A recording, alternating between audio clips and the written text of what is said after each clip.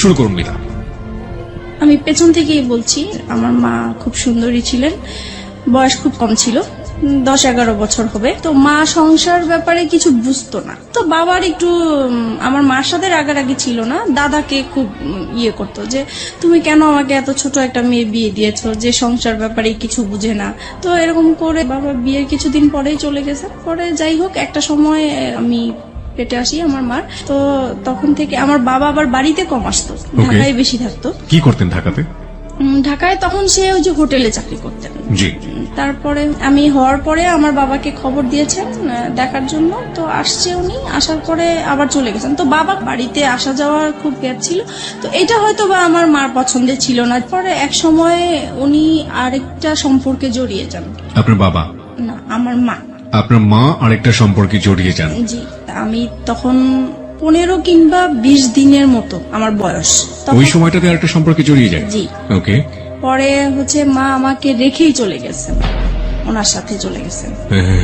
উনি বিয়ে করবে না, উনি মজা করার জন্যই সম্পর্কটা করেছিলেন। তো যখন উনি বিয়ে করছে না, তখন ওই মুহূর্তে সে পরে আমার বাবার কাছে আসছিল। তো আমার বাবা বলতেছে যে আমার অতটুকু ছোট বাচ্চা ফেলে তুমি চলে গেছো, এখন আর আমি তোমাকে নিব না। ওকে। তারপরে উনি ওনার বাবার বাড়ি গিয়েছেন, ওখানে উনি জায়গা পায়নি। তখন উনি কি করবে, তো এই সময় উনি নাকি মানে মেন্টালি অসুস্থ হয়ে পড়েন। তো পরে ওনাকে ওনার বাবা মা এখন আশ্রয় দিতেই হবে, যেহেতু অসুস্থ হয়ে গেছে, কেউ নাই। তো মা এরকম চিকিৎসা অবস্থায় থাকেন। আর আমাকে আমার বাবার বোন ছিল যে ওনার কাছে আমাকে রাখতে দিয়েছেন। আপনার মা যখন মা হলেন সেই সময়টাতে তার বয়সটা কত? তখন তার 15 থেকে 16 বছর। একদমই কিশোরী বয়স। জি।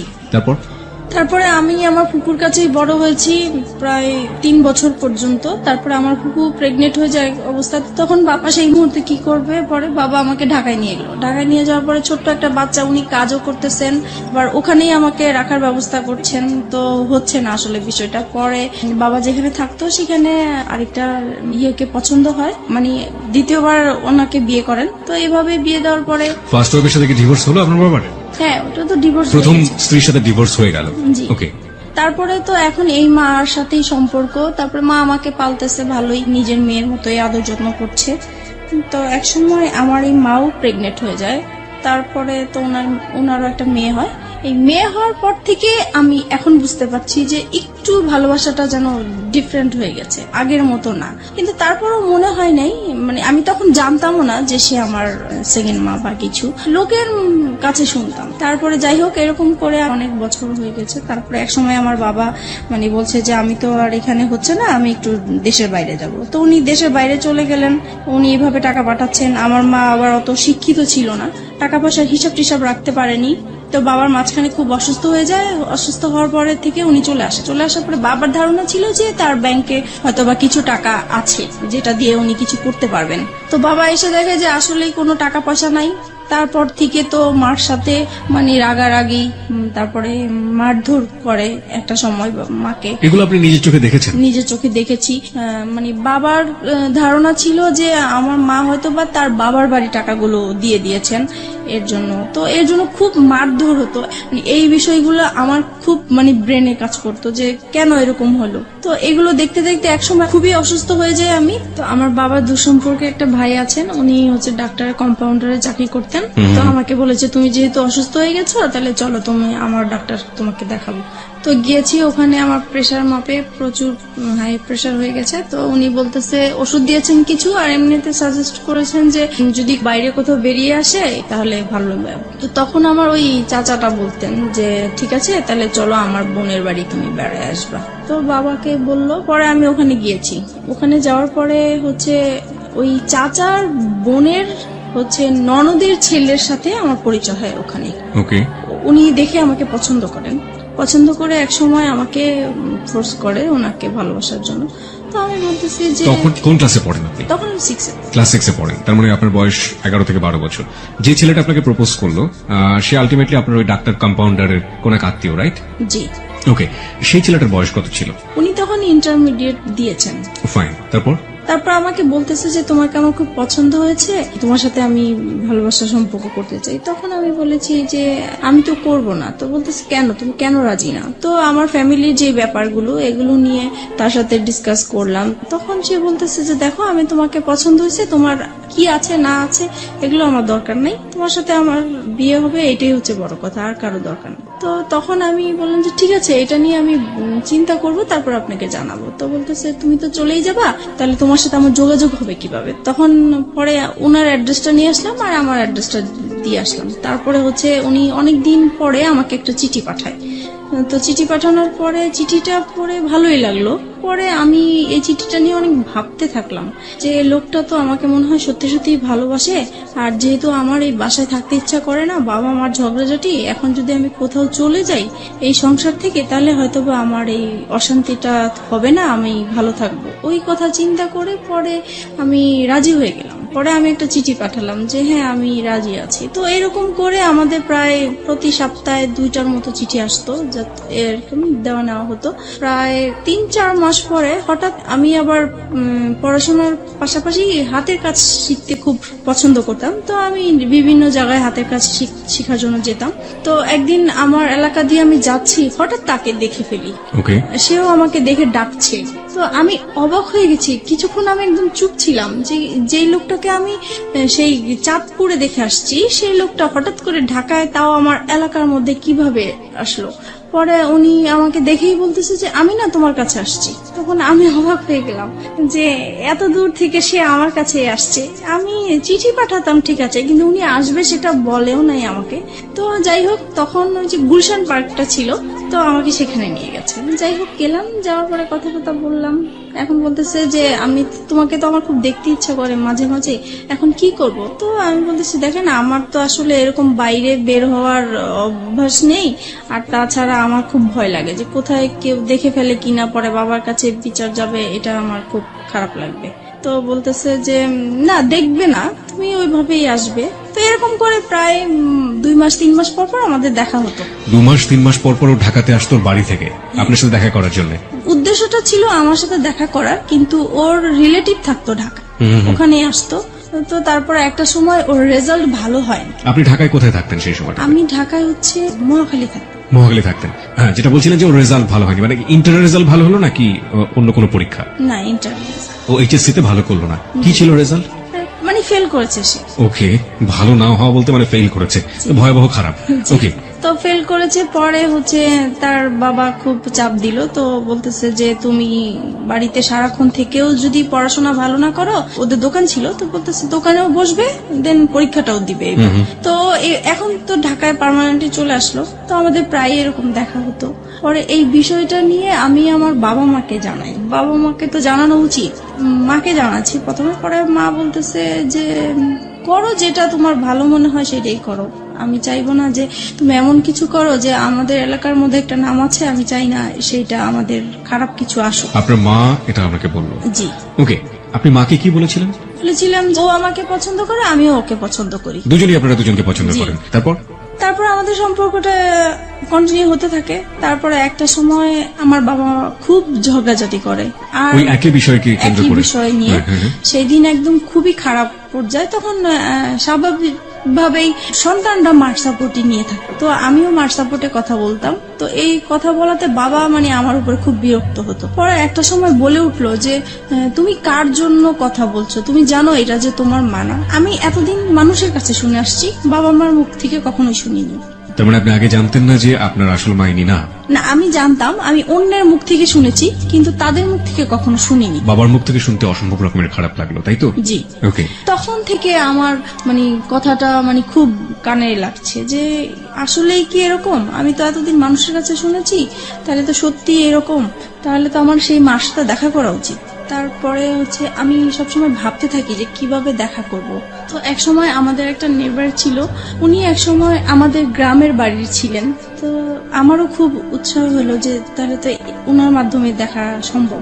তো বলছে যদি আপনি দেখা করাই দিতে পারেন আমার খুব ভালো হতো। তো বলছে তোমার মা তো সবসময় তোমার জন্য কান্নাকাটি করে, তাহলে আমি এবার বাড়ি যেয়ে বলবো তাকে। তারপরে উনি আপনার মার সম্পর্কে একটু জানি, ততদিনে কি বিয়ে হয়েছে আপনার মার? হ্যাঁ, হ্যাঁ, যখন অসুস্থ হয়ে যায় তখন তার ভাইরা ওই লোকটাকে ধরে তারপরে মানে তার সাথে বিয়ে জোর করে বিয়ে দিয়ে দেয়। জি, ওকে, বিয়ে করে দেয়। তারপরে ওই সম্পর্কে আছেন উনি। এখন এক্সিস্টিং ওই সম্পর্কে আছেন। জি। ওকে, ফাইন। তারপর আপনি মার সঙ্গে দেখা করলেন, তারপর কি হলো? তারপরে আমার মা আসলেন, আসার পরে দেখা করলাম, দেখা করার পর উনি প্রথমে দেখে কান্নাকাটি করলো, যেটা স্বাভাবিক। তো আমার না মার জন্য কোনো ফিলিংস আসেনি, আমার বিশ্বাসই হচ্ছে না যে এ আমার মা, এই ভদ্র মহিলাটা মা। আম্মা। তারপরে হচ্ছে মানে কেমন জানি লাগতেছে আমার কাছে, খুবই অপরিচিত। আমার মা ডাকতেও ইচ্ছা করছে না, কিছুই না। তারপরে উনি আমাকে লাস্টে বললো, শুধু এটাই বললো যে তোমাকে আমি আমার ইচ্ছে করে ফেলে আসি নাই, আমার কিছু সমস্যা ছিল এই কারণে ফেলে আসছি। আমি তাকে কোশ্চেন করেছিলাম, আপনার মাকে আপনি কোশ্চেন করলেন প্রথম দেখাতে, তুমি আমাকে কেন ফেলে এসেছিলে? কেন ফেলে তখন আপনার মা এই উত্তরটা দিয়েছিল। হ্যাঁ, তখন বলেছে আমি বাধ্য হয়েছিলাম। তো যাই হোক, উনি ওনার মতো বললো, কিন্তু তারপরও আমার মার জন্য আমার কোনো ফিলিংস কাজ করলো না। তারপরে উনি লাস্ট যে কথাটা বলেছেন যে তুমি একবার শুধু আমাকে মা ডাকো। তা আমি অনেক চেষ্টা করেছি কিন্তু পারিনি, ডাকার জন্য পারিনি, কারণ আমি তো তাকে কখনো দেখিই নেই, কিভাবে তাকে মা ডাকবো? হুট করে তো আর মা ডাকা যায় না। তারপরে হোক ডাকিনি, তো আমি বলছি যে আপনার সাথে যদি আমার যোগাযোগ থাকে তাহলে আমি একসময় হয়তো বা আমার মুখ থেকে শুনতে পাবেন, কিন্তু এখন আমি বলতে পারবো না। তারপরে আমি বাসায় চলে আসি। বাসায় আসার পরে আমি ওই যার মাধ্যমে আমার মাকে পরিচয় হয়েছে, তো উনাকে বলে দিছি যে আমি যে আমার এই মার সাথে দেখা করেছি এটা আমার এই মার কাছে বলবেন না, ইভেন কি আমার বাবার সাথেও বলবেন না। তো উনি বলছে ঠিক আছে, তুমি জানাতে না চাইলে বলবো না। তো আমিও জানাই না এই বিষয়টা, এইভাবেই আছে। তো আর কখনোই মনে হয় নাই যে আমার মার সাথে আমি দ্বিতীয়বার দেখা করি বা কথা বলি, এরকম কখনোই আমার ফিলিংস আসে নাই। তারপরে একটা সময় বাবার এরকম আরো বেশি জ্বালাচ্ছে, অশান্তি করছে। তারপরে চিন্তা করলাম যে বিয়ে করে ফেলি, তাহলে চলে গেলে আর বাবা মার এই ঝগড়াঝাটি দেখতে হবে না। তখন আপনার বয়স কত? তখন 14-15 হবে। ওই ছেলেটার সাথে এই চিন্তা ভাবনা করছেন, জি, এবং পরিবার থেকে এই ধরনের অশান্তি থেকে বের হয়ে যাওয়ার বের জন্য হওয়ার জন্য। এই ধরনের প্ল্যান। জি। ওই ছেলেটাকে কি মনে প্রাণে তখন ওই ছেলেটার প্রতি এক ধরনের এফেক্টেড হয়ে যাওয়া, একদম অদ্ভুত রকমের ভালো লাগা, ওকে দেখলে না দেখলে ভালো লাগে না, একেবারে মজে আছেন ওর প্রেমে, এরকম একটা ব্যাপার কি ছিল? এইরকম কিছু ছিল, কিন্তু আমার বেশি কাজ করতে হলো যে এখান থেকে আমাকে বের হতে হবে, ওকে, সেটা যে কোনো ভাবে হোক না কেন। যে কোনো ভাবেই হোক। কেন বেরোতে হবে? কারণ এখানে যে মা বাবা ঝগড়াঝাটি করছে, এগুলো আমি যত দেখছি ততই আমি অসুস্থ হয়ে পড়ছি। যে আপনি চেষ্টা করছিলেন যে কোনো ভাবেই হোক না কেন আপনার এই পরিবার, যে পরিবারে আপনি বড় হয়েছেন, সেই পরিবার থেকে যে কোনো ভাবে বের হয়ে যাওয়া। তারপরে আমি ওকে বললাম বিয়ের কথা। তো সে বলল যে এখন বিয়ে করব, এখন তো আমি নিজের পায়ে এখনো দাঁড়াতেই পারিনি। তো আমি বলছি যে দেখো, এখন আমাকে এখান থেকে বের হতেই হবে। তো সে বলল যে ঠিক আছে, আমি আমার বাবা মাকে বিষয়টা জানাই। তো সে তার বাবা মাকে জানিয়েছে। তো ওনারা প্রথমে রাজি হয়নি, পরে ও একটু রাগারাগি করলো ফ্যামিলিতে। তখন ওর বাবা এক সময় মেনে নিল যে ঠিক আছে, তুমি যেটা বলছো সেটা, তবে আমরা যাব, কথা বলবো ওদের সাথে। তারপরে ততদিনে ও তো ওর বাবার দোকানে বসে কাজ করছে এবং পাশাপাশি পড়াশোনা করছে, ইন্টারমিডিয়েট ফেল করেছে সব গৌরবে, তাই তো? ওকে। তখন তারপরে আমি বললাম যে না, আমি এটা ফ্যামিলিগতভাবে করতে চাচ্ছি না। তখন বলছে কেন? আমি বলতেছি এখানে অনেকগুলো প্রবলেম আছে, আমি তো তোমাকে আগেই বলেছি যে আমার বাবার টাকা পয়সা নাই, সে অনুষ্ঠান করে বিয়ে দিতে পারবে না। তারপরে বলতেছে দেখো, বাবা মা এখন চাচ্ছে, কি করব? পরে আমি বলতেছি দেখো, এখন যদি আমাকে তুমি ভালোবেসে থাকো, বিয়ে যদি করতে হয় একা করতে হবে, কারণ আমি আমার বাবার অবস্থা জানি, আমি নতুন করে অশান্তি দিতে পারবো না। তখন সে রাজি হয়ে গেল বিষয়টা। তো আমরা একদিন ঘুরতে গিয়েছিলাম, ওখান থেকে হঠাৎ করে সে আমাকে কাজে অফিসে নিয়ে যায়। আমিও জানতাম না যে আজকে আমার বিয়ে হবে। তারপরে হচ্ছে বিয়ে করে ফেলি। তখন আমার 18 বছর হয়নি, কিন্তু ওখানে 18 বছর দেওয়া হয়েছে। 3 লাখ টাকা কাবিননামা হয়। বিয়ে করার পরে এখন ওর বাবা মার কাছে জানিয়েছে। ওর বাবা মা বলছে আমরা যেখানে রাজি হয়েছিলাম তুমি সেখানে একা কেন করলে, কেন করতে গেলে? রাইট। তারপরে বলতেছে তাহলে তুমি আমার বাড়িতে আর উঠবা না। তো এখন ও কোথায় যাবে? পরে কি করব, আমি আমাদের বাসায় নিয়ে আসলাম। পরে মাকে বলেছি, বাবাকে বলছি, কারণ তাদের আমার মনে হচ্ছে তারা খুশি হয়েছে, যেহেতু তাদের কোনো টাকা পয়সা খরচ হচ্ছে না। তারপরে যাই হোক, আমরা ওখানেই ছিলাম প্রায় 2-3 মাস। পরে আমার হাজবেন্ডের খালা আছে, বড় খালা, ওরা সবাই ওই খালার কথা শুনেই চলে। তো ওনাকে জানিয়েছে বিষয়টা। তো উনি ওর বাবাকে যেভাবেই হোক ম্যানেজ করেছে। 2-3 মাস পরে আমাকে মেনে নেওয়া হয়। পরে আমি ওর সাথে চাঁদপুরে চলে গেলাম। আমার শ্বশুর মানে মেনে নিতে হবে দেখেই মেনে নেওয়া, কিন্তু মন থেকে যে মেনে নেওয়া সেটা আসলে হয়নি। ওনাকে সালাম করলে কখনোই সালামের উত্তর নিত না। আচ্ছা, তাছাড়া আমার সাথে কথা বলতো না। তারপরে আমি যদি ভাত বাড়তে যেতাম টেবিলে, উনি কখনোই খেতে আসতো না। আর সারাক্ষণ ওনার ছেলেকে বকা, এমনকি আমার সামনে মারতেও গিয়েছে যে কেন তুমি এরকম মেয়ে বিয়ে করলা। বড় ছেলে নিয়ে সবারই একটা আশা ছিল। তারপর হয়েছে যেটা এখন শাশুড়ি কেমন ব্যবহার করতো, বাকি মেম্বার যারা ছিল তারা কেমন ব্যবহার করতো? মোটামুটি ভালোই ছিল, কিন্তু শাশুড়ি ননদ এরা সবসময় আমাকে ভুল ধরার চেষ্টা করতো। আচ্ছা, তাদের মন পাওয়ার জন্য আমি সবকিছু কাজ করেছি, তারপরেও সব সময় ভুল ধরতেই থাকতো। এক সময় হয়েছে কি, বড় ধরনের একটা ঝগড়া হয়েছে। সেটা হচ্ছে আমার শ্বশুর শাশুড়িরা ওনারা চিটাগাং গিয়েছে বেড়ানোর জন্য। যেহেতু ঢাকায় বড় হয়েছি, পুকুর দেখে আমার খুব ইচ্ছা হয়েছে যে আমি একটু পুকুরে গোসল করবো। ওকে, ওনাদের বাড়ির কেউ আবার পুকুরে গোসল করেন, ওনারা খুব পর্দাশীল মানুষ। ছেলের বউ কেন পুকুরে গোসল করবে, কিন্তু পুকুরটা চারপাশে ঢাকা ছিল। ওকে, তারপরেও মানে পুকুরটা পর্দাসীন পুকুর। জি, তারপরে ওখানে আমি গোসল করেছি। আমার দেবরটা হচ্ছে কি, মানে আমার সাথে এরকম আচরণ করতে মনে হয় যে আমার ভাসুর, সে আমাকে পরিচালনা করবে।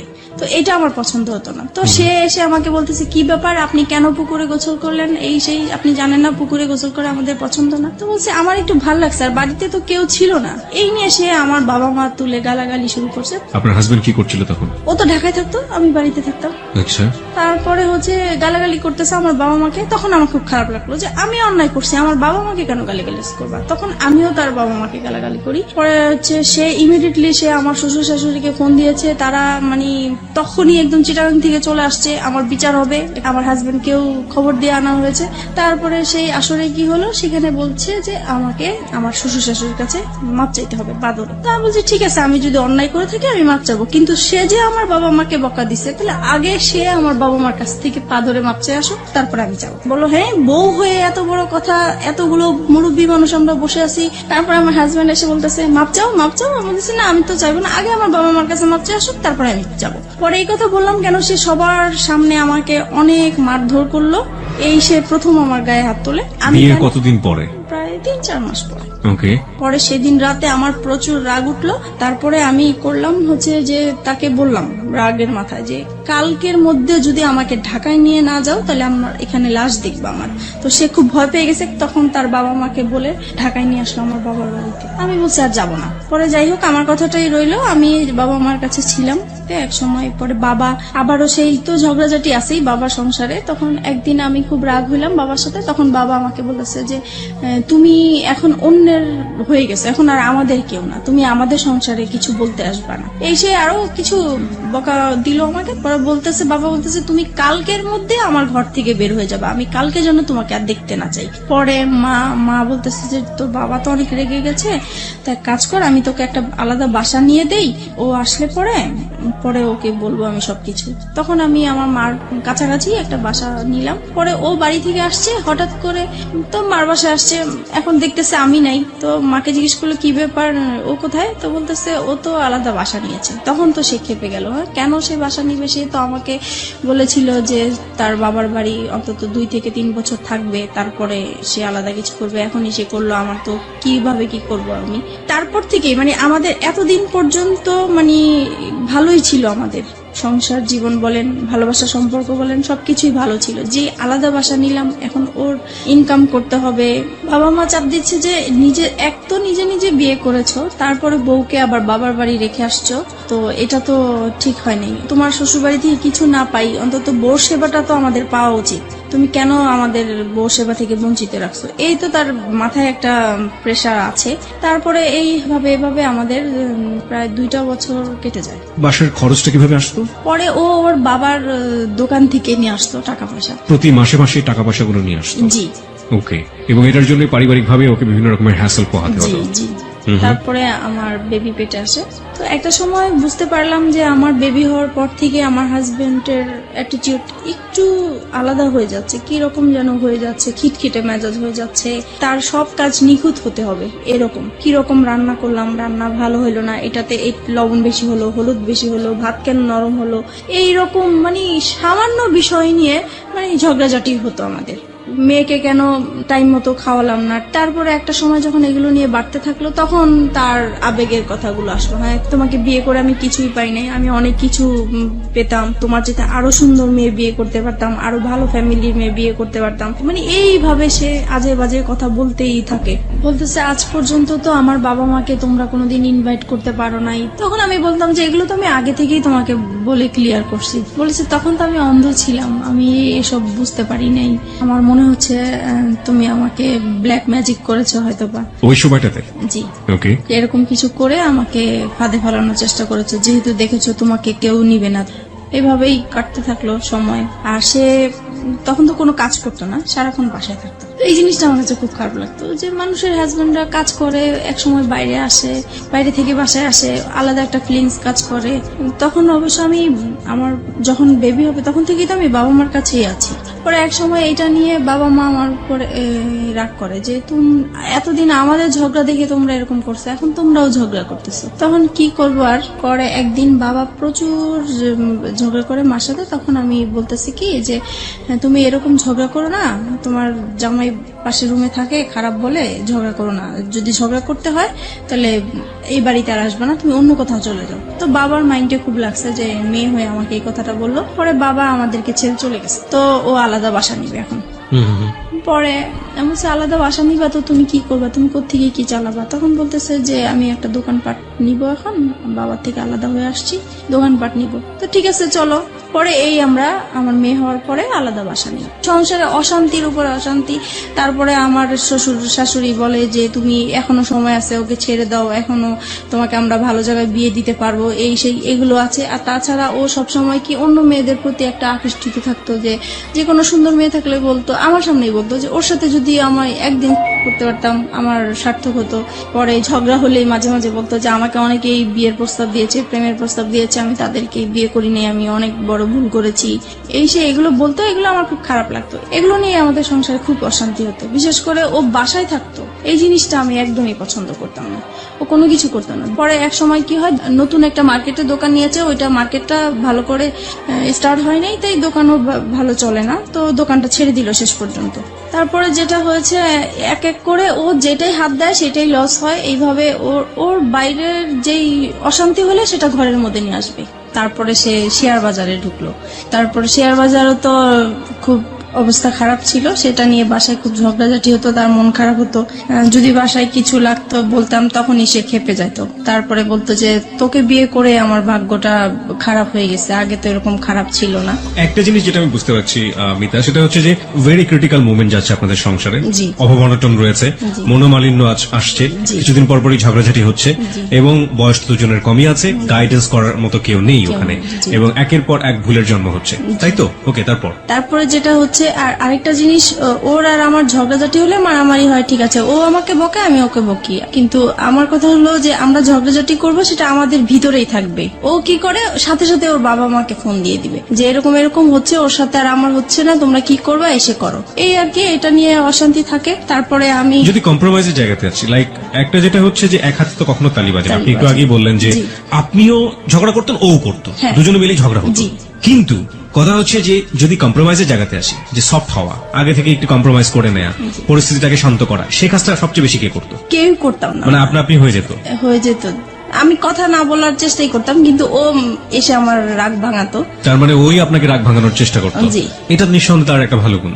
জি। কারণ রাগ করাটা খুব সহজ, কিন্তু রাগ ভাঙানো কিন্তু খুবই খুবই কঠিন একটা ব্যাপার, এবং সেটা নিজেকে স্যাক্রিফাইস করে এই চেষ্টাটা যারা করে, আমার মনে হয় যে এটা একটা স্পেশাল গুণ তাদের। ওকে, তারপরে আমি কথায় কথায় ওকে বলতাম যে তুমি আমাকে ডিভোর্স দাও। ও ডিভোর্স দিতে চাইতো না, তো সেই জন্য ওর বাবা আমাকে বলছে, তখন বলছে যে ঠিক আছে তুমি আরেকটা বেবি নাও, তাহলে দুইটা বেবি হয়ে গেলে ও ব্যস্ত থাকবে, তখন আর কোথাও যাওয়ার কথাও বলবে না। তো সেই হিসাবে আমাদের আরেকটা বেবি হয়। আমার ইচ্ছা ছিল না বেবিটা নেওয়ার, ওর ইচ্ছাতেই বেবিটা নেওয়া হলো।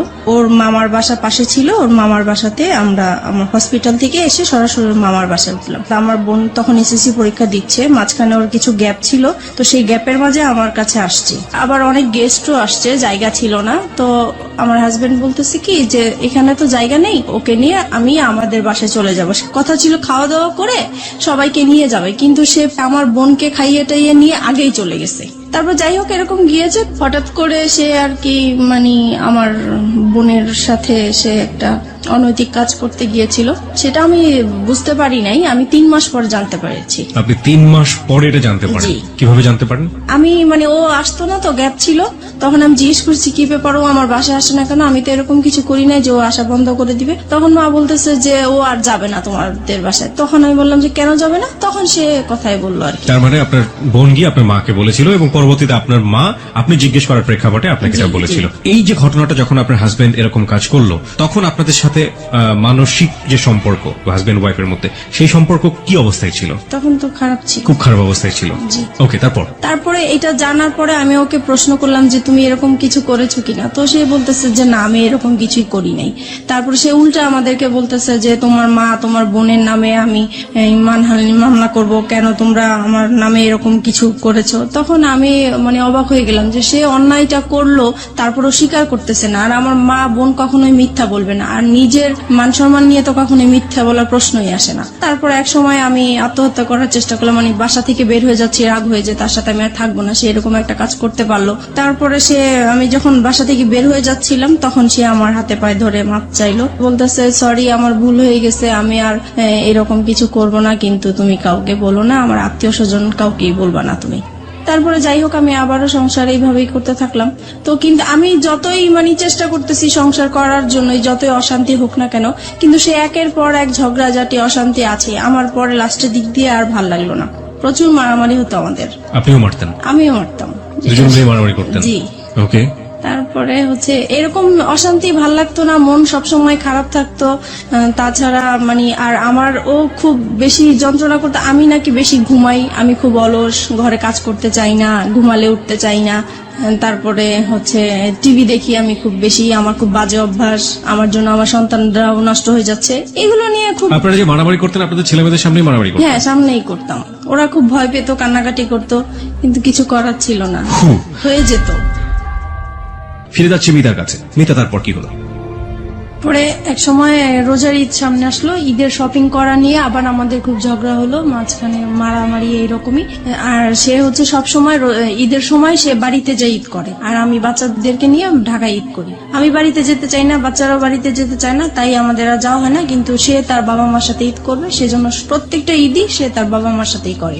আমরা বেশি দামি দামি জিনিস চাই, আগে কম দামি জিনিস পরেছি, এখন কেন উপরের দিকে নজর আমার, এইভাবে ঝগড়াঝাটি হয়। তারপর সে বাড়িতে চলে যায়। অশান্তির জন্য আমি ভাল লাগতো না দেখে তাই একটু হাতের কাজ করা শুরু করেছিলাম। তো হাতের কাজের বিজ্ঞপ্তি দিয়েছিলাম, বিজ্ঞপ্তির জন্য আমার মোবাইল নাম্বারটা শো করা হয়েছিল একটা কাগজে, লিফলেট। জি। তারপরে ওগুলা শেখানোর জন্য নাম্বার দিয়েছিলাম। তো আমি ভাবছি ওখান থেকে হয়তোবা ফোন টোন এসছে, তো রিসিভ করেছি। একটা লোক আর কি এরকম দুষ্টামি করতেছে, কথা বলতেছে। তো আমি বলছি আপনি কিসের জন্য ফোন করেছেন? বলতেছে এমনি আমার ভালো লেগেছে তাই ফোন করছি। তো আমি পরে ফোনটা রেখে দিছি, আমি আর কথা বলি নাই। তো উনি প্রায় এরকম 2-3 দিন ফোন দিত। তারপরে এক সময় বলতেছে যে আসলে আমি আপনার সাথে ফ্রেন্ডশিপ করতে চাই। সেই সময় হচ্ছে কি আমার তো মন মেজাজ খারাপ ছিল, ভালো লাগতো না। তখন কেন জানি হঠাৎ করে মনে হয়েছে যে সে শুধু ফ্রেন্ডশিপ করতে চায়, কথাই বলতে চায়, তাই কথা বললে সমস্যা কি। সপ্তাহখানিক কথা বলেছি পরে একদিন সে আমাকে বলতেছে কি যে আপনাকে আমি দেখতে চাই একটু। যাই হোক আমরা রাজি হয়েছি দেখা করার জন্য, দেখা করতে গিয়েছে আমার বাসায়। এক সপ্তাহের মধ্যে আপনি রাজি হয়ে গেলেন? জি। তারপরে দেখা করলাম। পরে সে আমাকে মানে একটা কথা বললো যে আচ্ছা আমরা তো ফ্রেন্ডশিপ আছি, আমরা কি ফ্রেন্ডশিপের বাইরে অন্য কিছু করতে পারি? তো আমি বলছি কিরকম? বলতেছে যা হয় আর কি। তো আমি বুঝতে পারছি উনি খারাপ কিছু ইঙ্গিত দিয়েছে আমাকে। তো আমি বলছি না, এটা আমার পক্ষে সম্ভব না। তারপরে এই বলে আমি পরে ওখান থেকে তার সাথে আমার সম্পর্ক শেষ হয়ে গিয়েছে। Fine, let me no one thing, আপনার সম্পর্কে উনি কতটুকু জানতেন? আপনার যে 2 সন্তান হ্যাঁ আছে? আমি সবই বলেছি, আমাদের কথা এগুলোই হতো, আমার সংসারে কি হয়েছে না হয়েছে, আমার কিভাবে বিয়ে হয়েছে। আপনি সবকিছুই এক সপ্তাহের মধ্যে তাকে শেয়ার করে দিয়েছেন? জি। মানে আমার তো কখনোই ফ্রেন্ড ছিল না, তাই প্রথম তাকে পেয়েছি, ফ্রেন্ডশিপ যেহেতু করে ফেলেছি সেজন্য আমি আমার কথাগুলো বলেছি, মানে একটু হালকা হওয়ার জন্য বলতে চেয়েছিলাম। Okay fine. এবং এটা জানার পরে সে আপনাকে ফার্স্ট দেখা হতে সে আপনাকে ধরনের একটা অফার করলো? জি। তারপরে আমার কাছে খুব খারাপ লাগলো বিষয়টা যে আমি তাকে তো সবকিছু আমি তাকে বলেছি, সে কেন আমাকে এই ধরনের প্রস্তাব দিবে। পরে আমি আর তার সাথে কথা বলি নাই। পরে সে ফোন দিত আমাকে, প্রায় আমি রিসিভ করতাম না। পরে অনেক ডিস্টার্ব করতো দেখে পরে একদিন রিসিভ করে বলতেছে আপনি আমাকে আর ফোন দিবেন না, আপনার সাথে আমি আর কথা বলতে চাই না। তো যাই হোক এখানে স্টপ হয়ে গেল। এটা তার খুব মাইন্ডে লাগলো যে আমি তাকে এইভাবে ইগনোর করলাম। তারপরে সে আমার নাম্বারটাই তার ফ্রেন্ডকে দিল। আমি এটা জানতাম না যে তার ফ্রেন্ড। প্রায় 1-2 মাস পরে আমাকে আবার একটা রং নাম্বার থেকে ফোন আসছে। তো এবার ভাবছি যে আর কোনো ফোন ধরবো না, কারণ রং নাম্বারে আসলে সবাই ভালো থাকে না। পরে ওই নাম্বারটা থেকে প্রায় ফোন টোন আসে। তারপরে এত ফোন আসে, নিশ্চয়ই আমার কোনো কাস্টমার হতে পারে বা কিছু, ধরি। তো সেই একই রকম কথাবার্তা বলতেছে, ওনার পরিচয় দিল। তারপরে আমি কথা বলতে শুরু করলাম। পরে বলল যে আসলে আপনি কি চান, আমি ওনাকে জিজ্ঞেস করলাম। তো উনি বলতেছে আসলে আপনার সাথে আমি ফ্রেন্ডশিপ করতে চাই। আমি বলছি যে না, আমি কারোর সাথে ফ্রেন্ডশিপ করবো না, আপনি ভুল জায়গায় ফোন দিয়েছেন। প্রায় 3 মাস পরে উনি আবার ফোন দিয়েছে। তো সেই সময় তো আর আমার নাম্বারটা মনে ছিল না, আমি বুঝতেও পারি নাই যে উনি ফোন দিয়েছেন। তারপরে উনি বলতেছে দেখেন আসলে আমি আপনার কাছে কিছুই চাই না, আমিও নিজে খুব মানসিক অবস্থা খুব খারাপ, তাই আমি চাই আপনার সাথে একটু ফ্রেন্ডশিপ করার জন্য। তো আমি আবারও আমার মনটা জানি কেমন হয়ে গেলাম। তো আমি ভাবলাম ঠিক আছে, দেখি, সবাই তো আর খারাপ হতে পারে না, কথা বলে দেখি। তো এইভাবে ওনার সাথে কথা বলতে বলতে প্রায় 1 সপ্তাহ হয়ে গেছে কথা বলছি। 1 সপ্তাহ পরে ও আবার বাড়ি থেকে চলে আসছে পরে আমি মোবাইলটা অফ করে রাখছি, যে জানি এখন যদি ফোন আসে আমি রিসিভ করলে সমস্যা হবে। তো আমি 2 দিন আমার ফোনটা অফ ছিল। পরে এক সময় ও কাজের জন্য বাইরে যায়, পরে আমি ফোনটা খুলি, খোলার পরে সেই ফোনটা আবার আসে। পরে আমাকে বলতেছে দেখেন আপনি 2 দিন ফোনটা অফ করে রেখেছেন, আমার আসলে খুবই খারাপ লাগতেছে, আমি আপনার প্রেমে পড়ে গেছি, মানে এরকম করে বলতেছে। তো আমার কাছে কেমন জানি বিষয়টা লাগলো। তো আমি আর কিছু বলি নাই, আমি ভাবছি কি হয়তো বা দুষ্টামি করে বলে, অনেকে তো দুষ্টামি করে বলে, সেই রকম হয়তো বা বলে। তারপরে যাই হোক, রাতে আবার ফোন দিয়েছে উনি, এখন তো আপনাকে আমার খুবই দেখতে ইচ্ছা করতেছে, আমার খুবই খারাপ লাগতেছে। তখন আমি বললাম যে দেখেন আমি তো দেখতে সুন্দর না, আর আমাকে দেখলেও আপনার পছন্দ হবে না, আপনি যেহেতু ভার্সিটিতে পড়েন, আপনি খুবই স্মার্ট, আমি আপনার পাশে একদম মানানসই হব না, রাস্তায় দেখলে মানুষ হাসবে, মানে আমি এরকম করে বলতেছি যেন সে মানে আমার দেখার ইচ্ছাটা না জাগে। ওনার নামটা কি ছিল? ওনার নাম রাসেল ছিল। Russell, okay fine. তারপরে হচ্ছে এখন বলতেছে দেখা করব। তো আমি ভাবলাম যে দেখা করব তো, আর আমার এই বিজনেসের কারণে আমার কাঁচামাল আনার জন্য মার্কেটে যেতে হয়। তো আমি বলতেছি তো ঠিক আছে, আমার তো শুক্রবারে শপিং এ যাব আমি, তখন হয়তোবা সেই ইয়েতে আপনি যদি মার্কেট আসেন তাহলে আমি ওখানেই দেখা করতে পারবো। তো উনি রাজি হয়ে গেল। নির্দিষ্ট জায়গা বললাম, ওখানে উনি গাড়ি নিয়ে দাঁড়িয়েছিল আমার জন্য।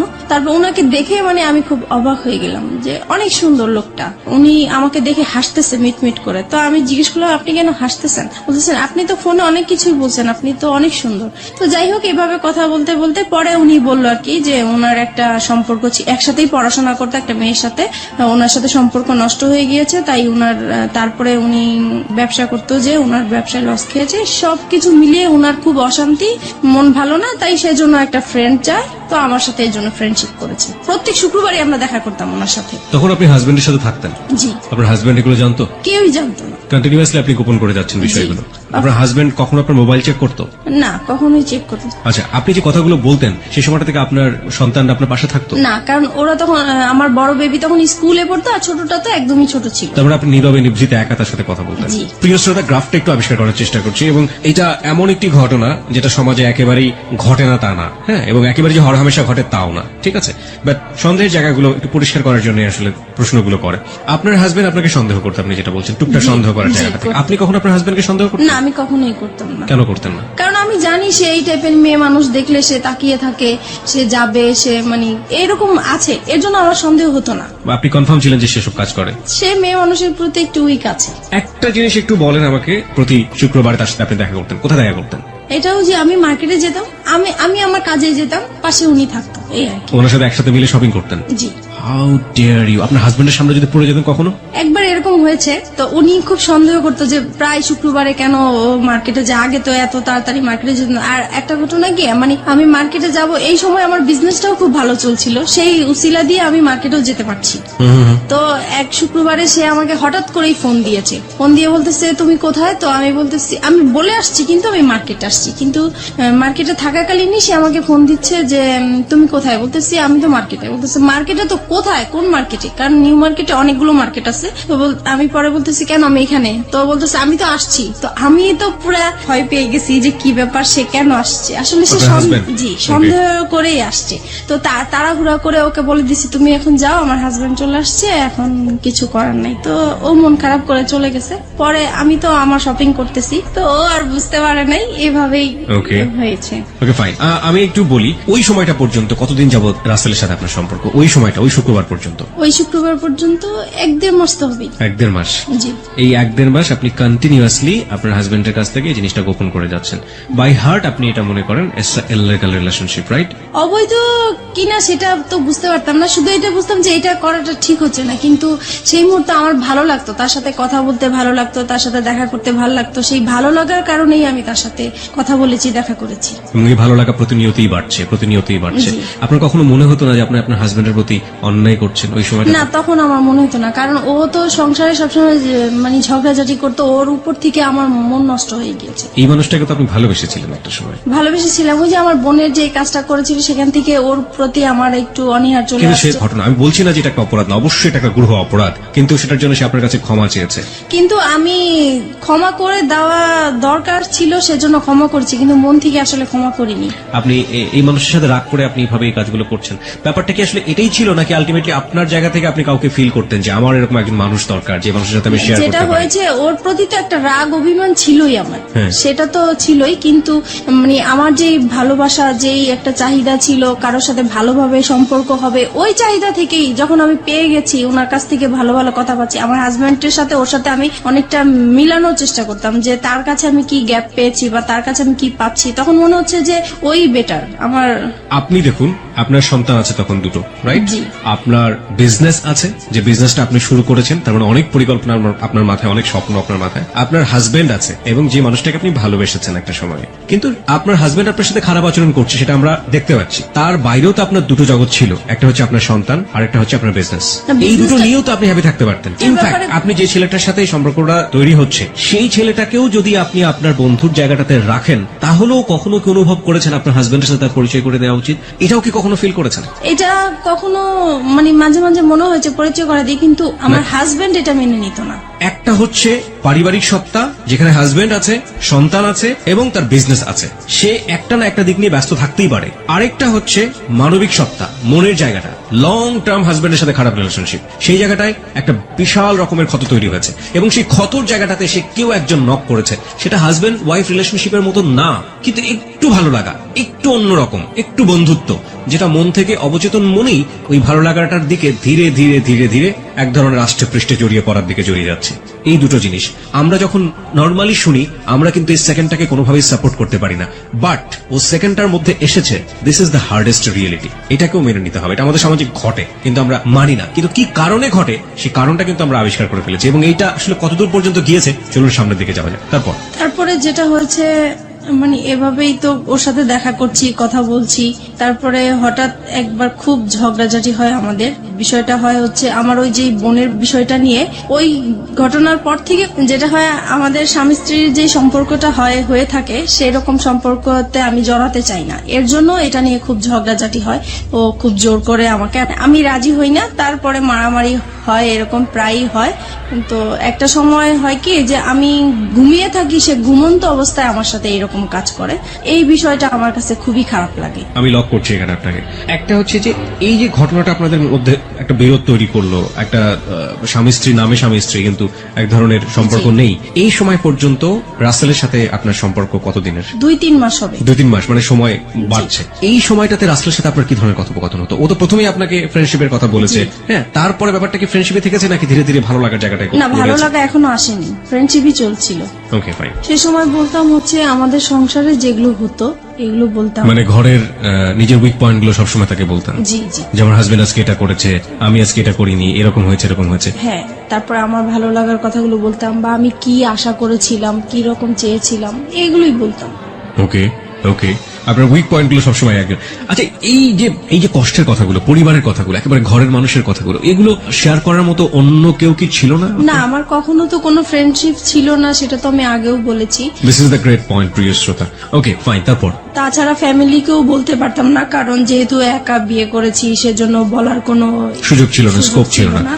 তো তারপরে একদিন কি হয়েছে, আমাদের আবারও সেই রকম খুব মারামারি হয়েছে আমাদের সংসারের মাঝে। তখন আমি পরে, সেদিন বৃহস্পতিবার রাতে ছিল এরকম, তারপরে আমি তাকে ফোন দিয়েছিলাম শুক্রবারে।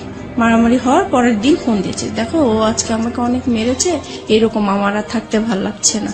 তখন সে আর কি আমার সুযোগ নিয়ে বলতেছে যে ঠিক আছে, তোমার যেহেতু থাকতে ভাল লাগে না, তুমি তো বিজনেস করোই, তাহলে তুমি চলে আসো, তুমি কেন থাকো, এত মারধর খেয়ে কেন থাকবো, তুমি তোমার বাবা মার কাছে চলে যাও। তখন বলছে আমার বাবা তো সেই কবেই চলে গেছে, বাবা কোথায় আছে খুঁজে পাচ্ছি না, আর মা আছে, মা তো নিজেই খুব কষ্ট করে থাকে, সেখানে আমি কিভাবে যাব। পরে বলতেছে দেখো তুমি 1 মাস মার কাছে কোনো রকম থাকো, তারপরে তুমি যে ব্যবসা করো, নিজে কিছু টাকা জুগিয়ে তুমি নিজেই চলতে পারো। মানে আপনাকে সেপারেট করে দিতে যাচ্ছে আপনার হাজবেন্ডের কাছ থেকে?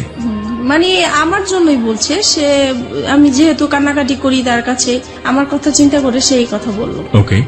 তারপরে আর আমি তো সবসময় এমনিতেও বলি যে ডিভোর্স তাকে দিব বা সে আমাকে দিবে, কিন্তু সে তো রাজি হচ্ছে না ডিভোর্স দেওয়ার জন্য। আমার হাজবেন্ড তো ডিভোর্স দিতে চায় না, আমাকে মারধর করবে, বকাবাদ্য করবে, আবার আমাকে বলবে যে আমার সাথে তার জীবনটা জড়িয়ে নষ্টই হয়ে গেল, কিন্তু সে ডিভোর্স দিবে না। তো পরে এক সময় ডিসাইড করলাম যে আমি তাকে ডিভোর্স দিব, সে যেহেতু দেয় না আমি দিব।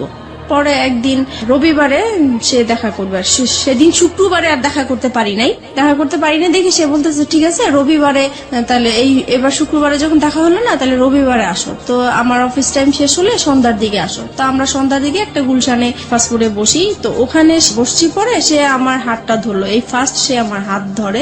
কয় মাস পর? ওই তো 2-2.5 মাস পরে। আচ্ছা, এই হাত ধরার আগে আপনারা সেলফোনে কি কখনো এই ভার্চুয়াল হাত ধরাধরি করেছেন? না। ওকে, তারপরে এই প্রথম সে আমার হাতটা ধরার পরে আমার কাছে অন্যরকম একটা ভালো লাগা তৈরি হলো, যে মনে হচ্ছে যে খুব ভালো লাগছে এটাই।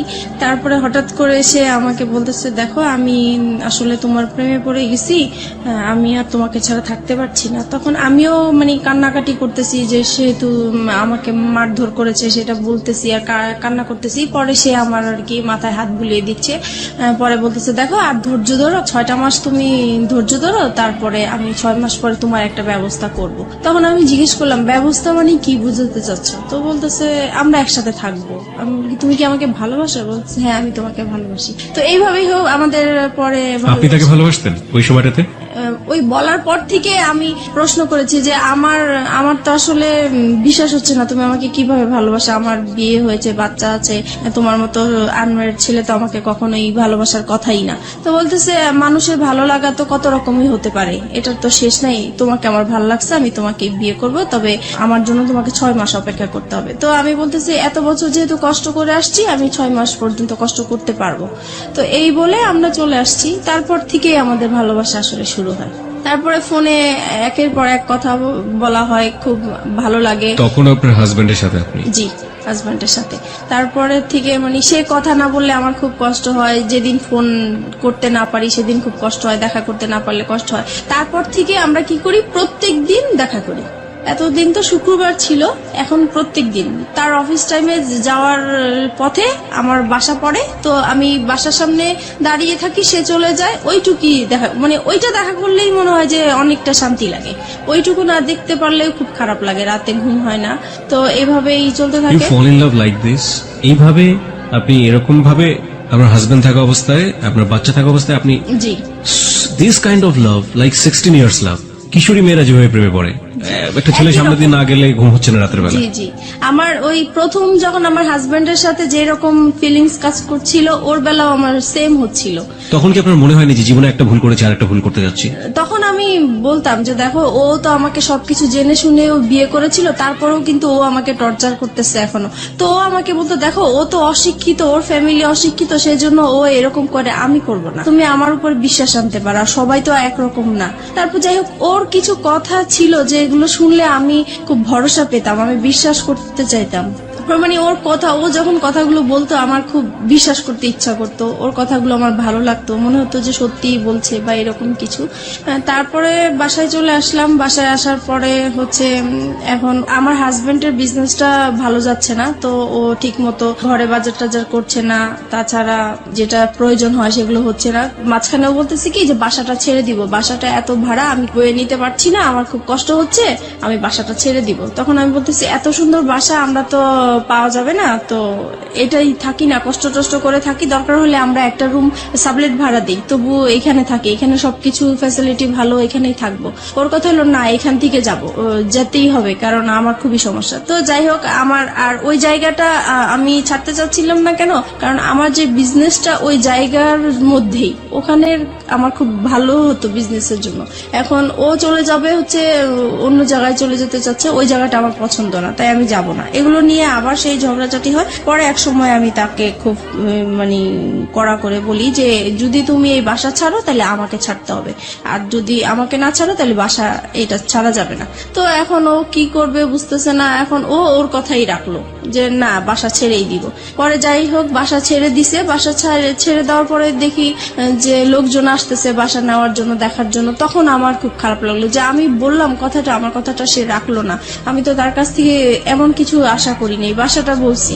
তখন সে বাসাটা ছেড়ে দিছে। পরে আমি তাকে বললাম, দেখো বাসা এখনো সময় আছে, তুমি বাসাটা আবার বাড়িওয়ালার কাছ থেকে সময় নিয়ে নাও, নাহলে কিন্তু আমি সত্যি সত্যি এবার চলে যাবো। সে বলতেছে তুমি চলে গেলে চলে যাও, আমার কোনো সমস্যা নেই, তোমার মতো মেয়ে আমার দরকার নেই। তখন আমি আর কি মানে ডিসাইড করলাম যে না, আমি আসলেই চলে যাবো, এখান থেকে আর থাকবো না। যেহেতু এখানে আমার একটা বিজনেসের একটা রাস্তা হয়েছে, সেটাই যদি বন্ধ হয়ে যায় তাহলে আমার ওর সাথে আর থাকার কি দরকার। আমি তো এই বিজনেসটা নিয়েই আসি, কারণ আমার সংসারে অশান্তি। আমি বিজনেসটা, আমি কাজে ব্যস্ত থাকি, আমার যাও একটু ভালো লাগে, আর তার সাথে ফোনে কথা বলি, দেখা করি, এই আমার ভালো লাগা নতুন সৃষ্টি হয়েছে, এটা কেন নষ্ট হবে। তো এই কারণে আমি পরে ওই বাসাটা আমাদের জানুয়ারি মাসে ছেড়ে দেয়। তারপরে আমি চলে যাব বলে আমার জিনিসপত্র গুছাতে থাকি। তো সেও আমার জিনিসগুলো গুছানোর জন্য হেল্প করে। সে এমনকি আমার জিনিসগুলো মানে একটা ভ্যানে উঠিয়ে আমার বাবা বাড়ির দিকে পৌঁছে দিচ্ছে। তো আমার কথা হলো, সে যদি আমাকে আটকাই রাখতে চায় তাহলে কেন আমার জিনিসগুলো আলাদা করে দিবে, কেন আমাকে যাওয়ার জন্য সাহায্য করছে? নিশ্চয়ই সেও চায় আমি চলে যাই। সে আমাকে কোনো বাধা দেয় নাই। আমি এইভাবে বাবার বাড়ি চলে আসছি। এখন বাবার বাড়ি মানে মার বাসায় চলে আসছি। এবং মার বাসায় আসাতে এখন সে পরে আমার মার কাছে এসে বলতেছে যে আপনার মেয়েকে আপনি জায়গা দিচ্ছেন, আপনার মেয়ে কিন্তু আমাকে ছেড়ে চলে আসছে। এখন আমি আপনাদের নামে কেস করব, আপনার মেয়ে আমার যত টাকা পয়সা গয়নাগাটি সবকিছু নিয়ে চলে আসছে, আমি আপনাকেও জড়াই দিব আপনি যদি আপনার মেয়েকে জায়গা দেন। এখন মা তো মানে প্রচুর রাগারাগি করতেছে আমার উপরে যে তোমরা নিজেরা কাজ করে এখন আমার উপরে বিপদ ফেলতেছো। এখন এই লোক তো ভালো না, সে যেটা বলে সেটাই করবে। এখন আমি কি করব? আমার তোমার বাবা নাই, তোমার একটা বড় ভাই নাই, আমাদের কোনো গার্ডিয়ান নাই, তাহলে এখন কে দেখবে আমাকে? এখন তুমি আমার বাসায় থাকতে পারবে না। তো এখন থাকতে পারবে না, এখন আমি কোথায় যাব? ওকে ছেড়ে আসছি, এখন আমার যাওয়ার জায়গা নাই, যেহেতু আমাদের কোনো রিলেটিভও নাই। তো কি করব আমি? পরে আমি ওকে ফোন দিলাম, আমি যার সাথে ভালোবাসার সম্পর্ক হয়েছে আমি তাকে ফোন দিয়েছি।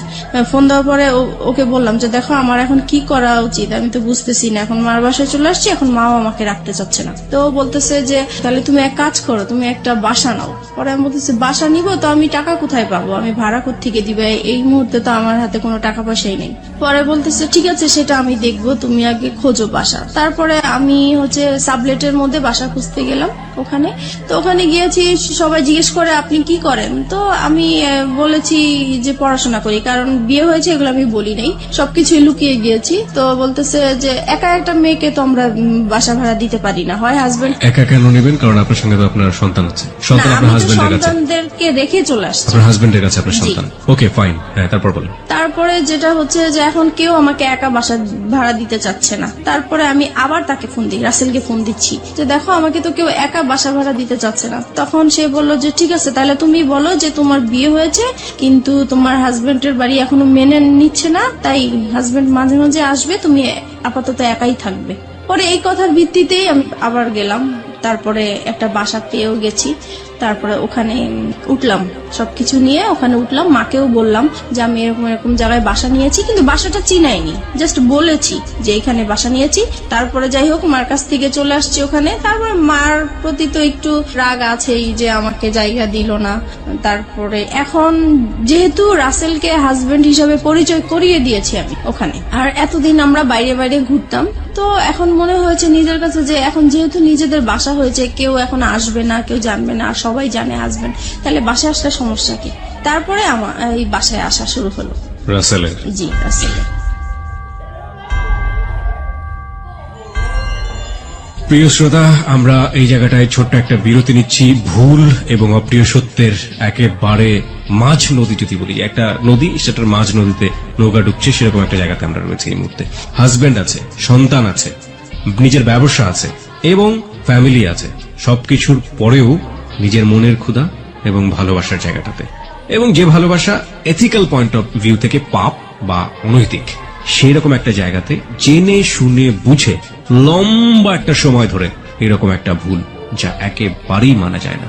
কিন্তু কথা হচ্ছে, সে তো ভুল করেছে কিংবা অপরাধ করেছে, সে কারণেই সে কিন্তু যাহা বলিব সত্য বলিবতে এসছে। এরকম ভুল এবং অপরাধের মধ্যে যারা আছেন, তাদের জন্যই কিন্তু আজকের এই মিতা। প্রিয় শ্রোতা, আমরা ছোট্ট একটা বিরতি নিতে চাই, ঠিক 4 মিনিটের বিজ্ঞাপন বিরতি। এরপরে আমরা আবারও ফিরে আসছি যাহা বলিব সত্য বলিবতে। রাসেলের আপনার বাসায় আসা খুব বেশি সহজ হয়ে গেল, এবং রাসেলকে আপনি পরিচয়ও করিয়ে দিলেন যে ইনি হচ্ছে আপনার হাজবেন্ড। তার আগ পর্যন্ত রাসেলকে আপনি কতটুকু চিনতেন অ্যাজ এ হিউম্যান বিং হিসেবে, তার পরিবার সম্পর্কে এবং তার বাসা কোথায়, কি অবস্থা, ডিটেল কিছু জানতেন? তার বাসা কোথায় সেটা জানতাম, কিন্তু ওনার পরিবারের কারোর সাথেই আমার কখনোই কথা হয় নাই, ইভেন দেখাও হয় নাই। উনি যে কারণটা দেখাতো যে তোমার বিয়ে হয়েছে, বাচ্চা হয়েছে, এই মুহূর্তে যদি আমি কারোর সাথে পরিচয় করিয়ে দেই, তাহলে আমাদের সম্পর্কটা আর কন্টিনিউ করতে দিবে না, এখানেই স্টপ হয়ে যেতে হবে, তখন তুমিও কষ্ট পাবো, আমিও কষ্ট পাবো, আমরা এইভাবেই লুকিয়ে থাকি, যখন হয়ে যাবে তখন আমরা সবাইকে জানাবো। এবং এগুলো আপনি অন্ধের মতো বিশ্বাস করতেন? জি। তারপরে যেটা হচ্ছে যে এখন সে প্রত্যেক দিন বিকেল বেলায় আমার বাসায় আসে, অফিস শেষ করে বাসায় আসে, 8টার দিকে চলে যায়, এইভাবেই কন্টিনিউ করতে থাকি আমরা। তারপরে এক সময় সে বলতেছে, আচ্ছা তুমি তো তোমার হাজবেন্ডকে ডিভোর্স দাও নাই, তাহলে এখন যদি এই বিষয়টা কারোর সামনে আমাদের প্রকাশ হয়ে যায়, তাহলে তো তুমিও এখানে বিপদে পড়বে, আমিও বিপদে পড়বো, তোমার তো ডিভোর্স দেওয়া উচিত। তখন আমি হচ্ছে ডিভোর্স দিতে তো টাকা লাগে, এখন আমার কাছে টাকা নাই, তো বলতেছে তুমি কারো কাছ থেকে এখন টাকা পয়সা আনো, আমি দিয়ে দিব। তো আমি আমার বোনের কাছে গেলাম, তো ওকে বললাম যে আমাকে কিছু টাকা পয়সা লোন দে, আমি ডিভোর্স দিয়ে তারপরে পরে আমি তোকে দিয়ে দিব। তো ও আমাকে টাকাটা দিল, দেওয়ার পরে আমি ডিভোর্স দিতে যাব, একটা অ্যাডভোকেটের সাথে কথা হয়েছে আমার। তো সেই মুহূর্তে আমার হাজবেন্ড আমাকে ফোন দিয়েছে, ফোন দিয়ে বলতেছে তুমি তো চলে গেছো বাচ্চাদেরকে রেখে, এখন ওদেরকে তো আমি সামলাতে পারছি না, কান্নাকাটি করছে, তুমি আসো। তো আমি বলছি, আসো মানে আমি তো চলেই গেছি একেবারে, আসবো আবার কোত্থেকে, আমি আর আসবো না। আপনার ওই সময় আপনার বাচ্চার কথা মনে পড়তো না? টু বি অনেস্ট, বাচ্চার কথা মনে পড়তো, কষ্ট লাগতো, কিন্তু মনে হতো যে সব সময় যে আমি আগে সেভ হয়ে নেই, তারপরে আমি একটা সময় আমার বেবিদেরকে আমি আমার কাছে নিয়ে আসবো। তারপরে হচ্ছে পরে আমি বলতেছি, ওকে বলছি যে আমি তো তোমাকে ডিভোর্স দিব, আমি আর আসবো না তোমার কাছে। তখন সে আমাকে বলতেছে, দেখো তুমি এতদিন যেহেতু কষ্ট করেছো, আর কটা দিন কষ্ট করো, আমার মেয়েটার তো ফাইনাল এক্সাম, এই এক্সামটা শেষ হোক, তারপরে তুমি আমাকে ডিভোর্স দাও। তো আমি রাজি হয়ে গেছি। রাসেল তারপরে এটা এগ্রি করে নিচ্ছে তার জায়গা থেকে। জি। ইজ ইট প্লেটোনিক লাভ? প্রথম কথা হচ্ছে, লাভ তো ব্লাইন্ড। আপনারা যখন কমিটমেন্টের জায়গাটায় চলে গেছেন যে আপনারা বিয়ে করবেন বা অমুক জায়গায় করবেন, তখন কোনোভাবেই রাসেলের জায়গাটা থেকে এটা আসা কোনোভাবেই সম্ভব ছিল না। রাসেল যেটা পারমিশন দিচ্ছে সেটা হচ্ছে আপনার সাথে আপনার হাজবেন্ডের কিছুটা সময় স্পেন্ড করা। আলটিমেটলি তো এটাই। এটা যদি আপনাকে লাভ করে থাকে, সেটা কিভাবে সম্ভব? ওকে ফাইন, আমি জানি না, বাট আমার কাছ থেকে যেটা মনে হয় ব্যক্তিগত জায়গা থেকে, if it is really love, then এটা সম্ভব ছিল। যাই হোক, কি হয়েছে না হয়েছে আমরা সামনের দিকে একটু যাই, কিন্তু খুব কনফিউজ হয়ে যাচ্ছি। তারপরে যেটা হয় হচ্ছে আমি আসা যাওয়া করতে থাকি আমার হাজবেন্ডের বাসায়। তারপরে এক সময় সে আসলে এটা একটা চালাকি করে আমার সাথে এই কাজটা করেছে। আমার মেয়ের এক্সামের যেই বিষয়টা, আসলে এটা পুরোপুরি তার একটা চালাকি। ওই আমি যেই টাইমটা তার বাসায় আসা যাওয়া করতাম, সে আমাকে ফলো করতো যে আমি আসলে কোত্থেকে আসি, কোথায় যাই। ওকে, এইটা ধরার জন্যই সে এই ইয়েটা করেছে। তো যাই হোক, এক সময় আমি যখন ওই বাসা থেকে চলে যেতাম, তখন সে পিছে পিছে আমার যে এইভাবে সে আসলে জানতে পারে যে শেষ পর্যন্ত আমি কোথায় আছি। তারপরে আরেকদিন ফোন দেয় যে বলতেছে, ওরা তো অনেকদিন ধরে না খেয়ে আছে, আমি তো রান্না বান্না করতে পারছি না, তুমি আজকে এসে একটু রান্না করো, আমাকে এই বলে নিয়ে আসলো। যাই হোক, আমি বাসায় আসলাম, রান্না বান্না করলাম। এখন বলতেছে, আমি তো খুব অসুস্থ, তুমি এক কাজ করো, ওদের এখানে থাকো, আমি ডাক্তার দেখিয়ে তারপরে তুমি আজকে থেকে যাও, কালকে যেও। পরে আমি তো থাকবো না, কোনো মতেই থাকবো না। পরে বলতেছে, না তোমাকে আজকে থাকতেই হবে। তো যাই হোক, আমি সেদিন রাতে ছিলাম। পরে এখানে কি হয়েছে, আমার ফোন থেকে আমার হাজবেন্ডের ফোনে ডাইভার্ট করা হয়, যেটা মানে আমার ফোনে যে কলগুলো আসবে সেটা ও টের পাবে, SMS যেটা আসে সেটা টের পাবে। ও এরকম একটা মানে কাজ করেছে। তো আমার ফোনে কখন ফোন আসে, কখন কি হয়, সেটা ও টের পায়, কিন্তু আমি এটা বুঝতে পারিনি এই বিষয়টা। এভাবে আসলে পরে রাসেলের নাম্বার জেনে গেছে ও, ট্র্যাকিং করেছে আপনাকে। জি। তো সেদিন রাতে আমাকে থাকতে বলেছে।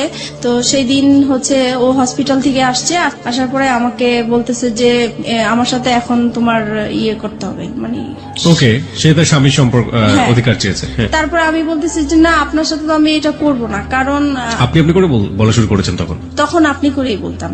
তারপরে বলতেছি যে না, আমি তো আপনার সাথে এই কাজ করতে পারবো না। তখন বলছে কেন করতে পারবো না, তুমি এখন পর্যন্ত আমার ওয়াইফ। পরে আমি বলেছি যে না, আমি করব না তো করবোই না। এখন করব না দেখে সে আমাকে প্রচুর মারধর করলো, যে মশা মারে যে ব্যাট গুলো আছে সেই ব্যাট দিয়ে আমাকে পুরো ব্যাটটা ভেঙে ফেলে আমার শরীরের উপরে। পরে আমার নখ উল্টে যায়, আমার শরীর থেকে রক্ত পড়তে থাকে টপ টপ করে, অনেক মারলো। তারপরে আমাকে বলতেছে যে তুই কোথায় কি করিস, কোথায় থাকিস, সবকিছুই আমি জানি। নাও কাম টু দ্য পয়েন্ট। এতদিন তুই আমাকে এই আমার সাথে কোনো শারীরিক সম্পর্ক করিসনি, সেটার কারণটা আমি এখন খুঁজে পাইছি। তোর বাইরেই চাহিদা মিটে আসিস, এখন আমি বুঝতে পারছি। আজকের পর থেকে তুই এই ঘর থেকে কোথাও বের হইতে পারবি না, তুই এখানেই থাকবি। আমি তো প্রচুর কান্নাকাটি করতেছি, আমার কান্নাকাটি দেখে আমার বাচ্চারা ভয় পেয়ে গেছে, ওরাও কান্নাকাটি করতেছে। তারপরে আমি বলতেছি যে এখন আমাকে যেতে দেন, নাহলে যে কোনো বিপদ হবে। পরে বলতেছে যে না, তোকে আমি যাইতে দিব না, তোকে আমি আটকায় রাখবো। আমার মোবাইল, আমার পার্স সবকিছু লক করে দিয়ে, আমাকে পর্যন্ত লক করে দিয়ে সে কোথায় কোথায় জানি 2 দিন ঘুরে আসলো। আমাকে 2 দিন পর্যন্ত বাসায় লক করে রাখছে। আমি এদিক দিয়ে রাসেলের সাথে যোগাযোগ করতে পারছি না, কারোর সাথে যোগাযোগ করতে পারছি না। পরে 2 দিন পরে আমি বললাম যে আজকে যদি আমাকে বের হইতে না দেন তাহলে যে কোনো বিপদ আপনার হবে। আর আমার মেয়েটা বলতেছে বাবা বাবা মাকে যেতে দাও, আর মাকে মেরো না, মাকে যেতে দাও, মা যেখানে ভালো লাগে মা সেখানেই চলে যাক, তুমি মাকে আর মেরো না। তো আমার মেয়ের কথা শুনে সে আমাকে ছেড়ে দিল। তারপরে আমার মোবাইল, আমার পার্স দিল, আমি চলে আসলাম। চলে আসছি, এই ফাঁকে সে কি করেছে, এই যে 2টা দিন সে যে বাইরে ছিল, সেই 2টা দিন হচ্ছে যে আমি যেই বাসায় ছিলাম সেই বাসায় এসে সে সবকিছু দেখিয়েছে। আমার বাচ্চা আছে, আমার বিয়ে হয়েছে, তার সাথে সবকিছু তাদেরকে দেখিয়ে বলছে যে সে এখন পরকীয়া করে এই লোকটার সাথে এখন থাকতেছে, আপনারা যদি আমাকে হেল্প করেন তাহলে আমি তাদেরকে একসাথে ধরতে চাই। তো আমার যে বাসায় আমি ভাড়া নিয়েছি সেই বাড়িওয়ালার ওই এলাকার কিছু বকাটে ছেলেদেরকে হাতে করেছে। তারপরে হচ্ছে আমি বলতেছে যে ও যখনই আপনার বাসায় আসবে সাথে সাথে আমাকে ফোন দিবেন, আমি চলে আসব।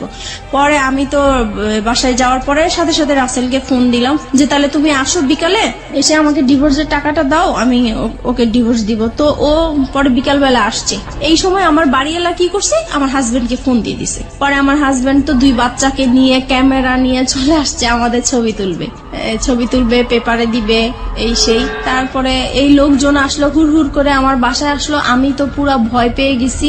আমি তো তাকে দেখে অবাক যে সে কিভাবে আমার বাসা চিনলো, কিভাবে আসলো। পরে আমাদের 2 জনের মোবাইল ছিল, মোবাইলটা সে হাতে করে নিয়ে গেল, মোবাইল দিল না। তারপরে রাসেলকে সে মারধর করলো। তারপরে বাড়িওয়ালা ছিল, বাড়িওয়ালারা মারধর করলো রাসেলকে, দেন আমাকেও মারধর করলো। পরে আমার মেয়েটা কান্নাকাটি শুরু করলো যে না, আমার মাকে মেরো না, আমার মাকে মেরো না। পরে আমাকে মারা বন্ধ করছে। রাসেল কি বলছিল এই মুহূর্তে? পরে রাসেলকে জিজ্ঞেস করতেছে তুমি কি একে ভালোবাসো? পরে রাসেল সেই মুহূর্তে বলতেছে হ্যাঁ, আমি ওকে ভালোবাসি। তো বলতেছে যে তুমি জানো না যে ওর হাজবেন্ড আছে, বাচ্চা আছে? পরে রাসেল বলল যে না, আমি তো জানি না তার হাজবেন্ড আছে, বাচ্চা আছে, আমি জানি না। এটা কেমন করে হয়? তুমি তার সাথে হাজবেন্ডের মতো ছিলা, তুমি তার দেখেও তো মানুষ বুঝতে পারে যে তার বিয়ে হয়েছে কিনা, বাচ্চা হয়েছে কিনা। পরে বললো যে হ্যাঁ আমি দেখেছি। তখন বলে এই তো তুমি 2 রকম কথা বলতেছো। পরে বলছে যে যাই হোক হয়েছে, আমি এখন ভালোবাসছি, এখন তুমি কি করতে চাও? পরে বলতেছে যে আমি কিছুই করতে চাই না। এখন ওই আমাদের বাড়িওয়ালার লোকেরা বলতেছে তাহলে তোমার সাথে ওর কি বিয়ে হয়েছে? এখন আমি বলতেছি হ্যাঁ আমাদের বিয়ে হয়েছে। কাদের বিয়ে হয়েছে? আপনার এবং রাসেলের? রাসেলের, কারণ আমি এখান থেকে বাঁচার জন্য বলতে চেয়েছি। আপনি বললেন যে রাসেলের সাথে আপনার বিয়ে হয়ে গেছে, মানে আপনার এক একজন এক এক রকমের কথা বলতেছেন, দিকবিদিক হারা যাকে বলে। জি। তারপর মানে ওই মুহূর্তে কি বলবো, কি বললে বাঁচতে পারবো, এটা আসলে বুঝতে পারছি এবং না। সবকিছু হচ্ছে আপনার ছেলে মেয়েদের সামনে। জি। আপনার মেয়ের বয়স কত তখন? আর তখন আমার মেয়ের বয়স 9 বছর। কোন ক্লাসে পড়ে? তখন সে কেজি 1-এ পড়ে। ও তো মোটামুটি বোঝে তাহলে কি হচ্ছে। এবং আপনার ছেলে? আমার ছেলে তখন 2.5 বছরের। তারপরে হচ্ছে রাসেলকে জিজ্ঞেস করতেছে তোমরা কি বিয়ে করেছো? পরে আমি বলছি যে হ্যাঁ আমরা বিয়ে করেছি। তো বলছে বিয়ে করেছো তো কাগজপত্র দেখাও। তো বলছে কাগজপত্র তার সাথে নিয়ে ঘুরি না, কাগজপত্র অন্য জায়গায় আছে, আমরা পরে দেখাতে পারবো। পরে বলতেছে না এখনই দেখাইতে হবে। তো বলছে এখন তো দেখানো সম্ভব না। পরে বললো যে তুমি তোমার হাজবেন্ডকে ডিভোর্স দিছো? আমি বলছি না, ডিভোর্স দেইনি। পরে তাহলে এটা কেমন বিয়ে? ডিভোর্স দাও নাই, বিয়ে? এটা তো বিয়ে হয়নি আসলে। পরে যাই হোক এইভাবে মানে তর্ক বিতর্ক হতেই থাকে। পরে আমার হাজবেন্ড আবার এই দিক দিয়ে কি করেছে, আমার বোন আমার মাকে ফোন দিয়ে জানিয়েছে যে আপনার মেয়ে অ্যাক্সিডেন্ট করেছে, সে মারাই গেছে, এই কথা বলেছে। না তো আমার মা বোন তো আসবে না, এরকম ঝামেলার মধ্যে কখনোই আসবে না। তো এরা তো মারা গেছে শুনে মানে তারাও খুব অস্থির হয়েছিল। তারপরে তারা আসছে, এসে দেখে তো এই কাহিনী। পরে তো আমার বোন ওখানে সবার সামনে বোনের জামাই অপমান করলো যে তুমি এই টাইপের হতে পারবা, আমার বড় বোন হয়ে এরকম একটা কাজ করলা, কখনোই ভাবতে পারি নাই। তারপরে আমার বোনের জামাই যেটা মানে বুদ্ধি করলো যে এখন এখান থেকে বাঁচাতে হবে, এখন কিভাবে বাঁচানো যায়। তো বলছে যে এখন আমরা বিচার করব, হয় দুইজনকে পুলিশে দিব আর নয়তো বিয়ে দিয়ে দিব। এখন রাসেল বলতেছে না আমি ওকে বিয়ে করব না। পরে বলতেছে কেন বিয়ে করবেন না, আপনার ভালোবাসছেন, এতদিন ছিলেন, কেন বিয়ে করবেন না। পরে আমি ওকে বললাম যে কি ব্যাপার তুমি এইগুলো বলছো কেন। পরে ও আমাকে একপাশে আড়ালে ডেকে বলতেছে দেখো আমার এখান থেকে বাঁচতে হবে, এখান থেকে আমি যদি বাঁচতে পারি তুমিও বাঁচবা, এখানে আমাকে তুমি হেল্প করো, আমাকে যাওয়ার জন্য তুমি হেল্প করো। তারপরে আমি ওর কথা আবারও বিশ্বাস করলাম। তারপরে আমি পরে বলতেছি না আমরা বিয়ে করব না। এখন পরে বলতেছি তাহলে আপনি কি করতে চান, আপনি কি আপনার হাজবেন্ডের কাছে ফিরে যেতে চান। আমি বলছি না আমি ওকে বিয়েও করবো না, আমি হাজবেন্ডের কাছে ফিরে যাব না। বলে তাহলে কোথায় যাবেন। পরে বলছি কোথায় যাবো সেটা আমার ব্যাপার। যাই হোক এইভাবে পরে আমার ছোট বোনের জামাই বলতেছে আচ্ছা আপনারা ওকে কি করবেন করেন, আমি আমার বোনকে নিয়ে যাই, যেহেতু আমি গার্ডিয়ান না, তার মা আছে, তার মা অসুস্থ হয়ে গেছে, আসতে পারছে না, আমরা যাই বিচার করি না কেন আমরা বিচার করব। এইভাবে পরে রাসেলকে নাকি ওরা আড়াল করে, রাসেলকে আবার একটা রুমে ওরা লক করে রাখছে। তারপর কিছুক্ষণ পরে রাসেলকে বলতেছে তোমার অ্যাড্রেস লিখো, তোমার ফোন নাম্বার লিখো, তোমার মা বাবাকে ডাক দাও, তারা আসুক, তারপরে তারা ছুটায় নিয়ে যাক। এখন রাসেলকে অ্যাড্রেস লিখতে বলছে, রাসেল অ্যাড্রেস লিখছে। তো এখন ওরা আবার চালাকি করে বলতেছে কি যে অ্যাড্রেস একবার লিখছে ওকে আরেকবার লিখতে দেন, মানে পরের বারও কি ঠিক লিখে কিনা বা ভুল লিখে কিনা এটার জন্য পরের বারও দেখে যে একই রকম অ্যাড্রেস লিখছে। যাই হোক তারপরে রাসেলকে একটা রুমে লক করে রাখছে। ওই আমাদের বাড়িওয়ালাটা কি করছে, ওই রুমটাতে যে রাসেলের সাথে কি যেন ফিস করে কথা বলার পরে রাসেলকে ছেড়ে দিল। পরে মানে বাড়িওয়ালাটা এসে বলতেছে যে না আসলে ছেলের কোনো দোষ নাই, ছেলে খুব ভালোই ছিল, ছেলেকে ছেড়ে দেন। পরে রাসেলকে ছেড়ে দিল। ছেড়ে দেওয়ার পরে আস্তে আস্তে পরে বাড়িওয়ালা আমার মাথায় আবার হাত টাত বুলিয়ে বলতেছে যাও মা তুমি চলে যাও, এইভাবে তুমি বাচ্চাদেরকে ছেড়ে আসছো, তোমার লাইফ তো চলেই গেছে, এখন বাচ্চাদের জীবন, বাচ্চাদের দিকে তাকিয়ে হলেও তুমি এরকম স্বামীর সংসার করতেই হবে তোমার। পরে যাই হোক আমার বোনের জামাই আমাকে নিয়ে আসলো, বাচ্চা দুইটা ওর বাবার সাথে চলে গেল, আর রাসেল তো আগেই বের হয়ে গেল। তারপরে আমি আমার মার বাসায় চলে আসলাম। এখন মার বাসায় আসার পরে আমি রাসেলকে ফোন দিলাম, পরপরই আমি রাসেলকে ফোন দিলাম যে দেখো তুমি এরকম কেন করলা, ওখানে তুমি আমাকে চিনোই না, এই না সেই না। তখন সে মানে খুব রাগী হয়ে আমাকে বলতেছে যে দেখো আমি তোমার সাথে এতদিন সম্পর্ক করছি, আমি তোমাকে সত্যিই ভালোবাসছিলাম, কিন্তু তোমার জন্য আমি এত বড় অপমান হবো আমি কখনোই কল্পনা করতে পারি নাই।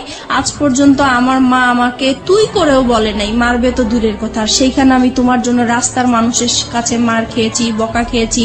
আমি আর তোমার সাথে কোনো রকমই সম্পর্ক করব না, তুমি তোমার মতো চলো, আমি আমার মতো চলি। তো আমি বলছি দেখো এখন তোমার জন্য আমি রাস্তায় বের হয়েছি, আজকে আমার ঘর ছাড়লাম, সন্তান ছাড়লাম, তাহলে এখন আমি কোথায় যাব।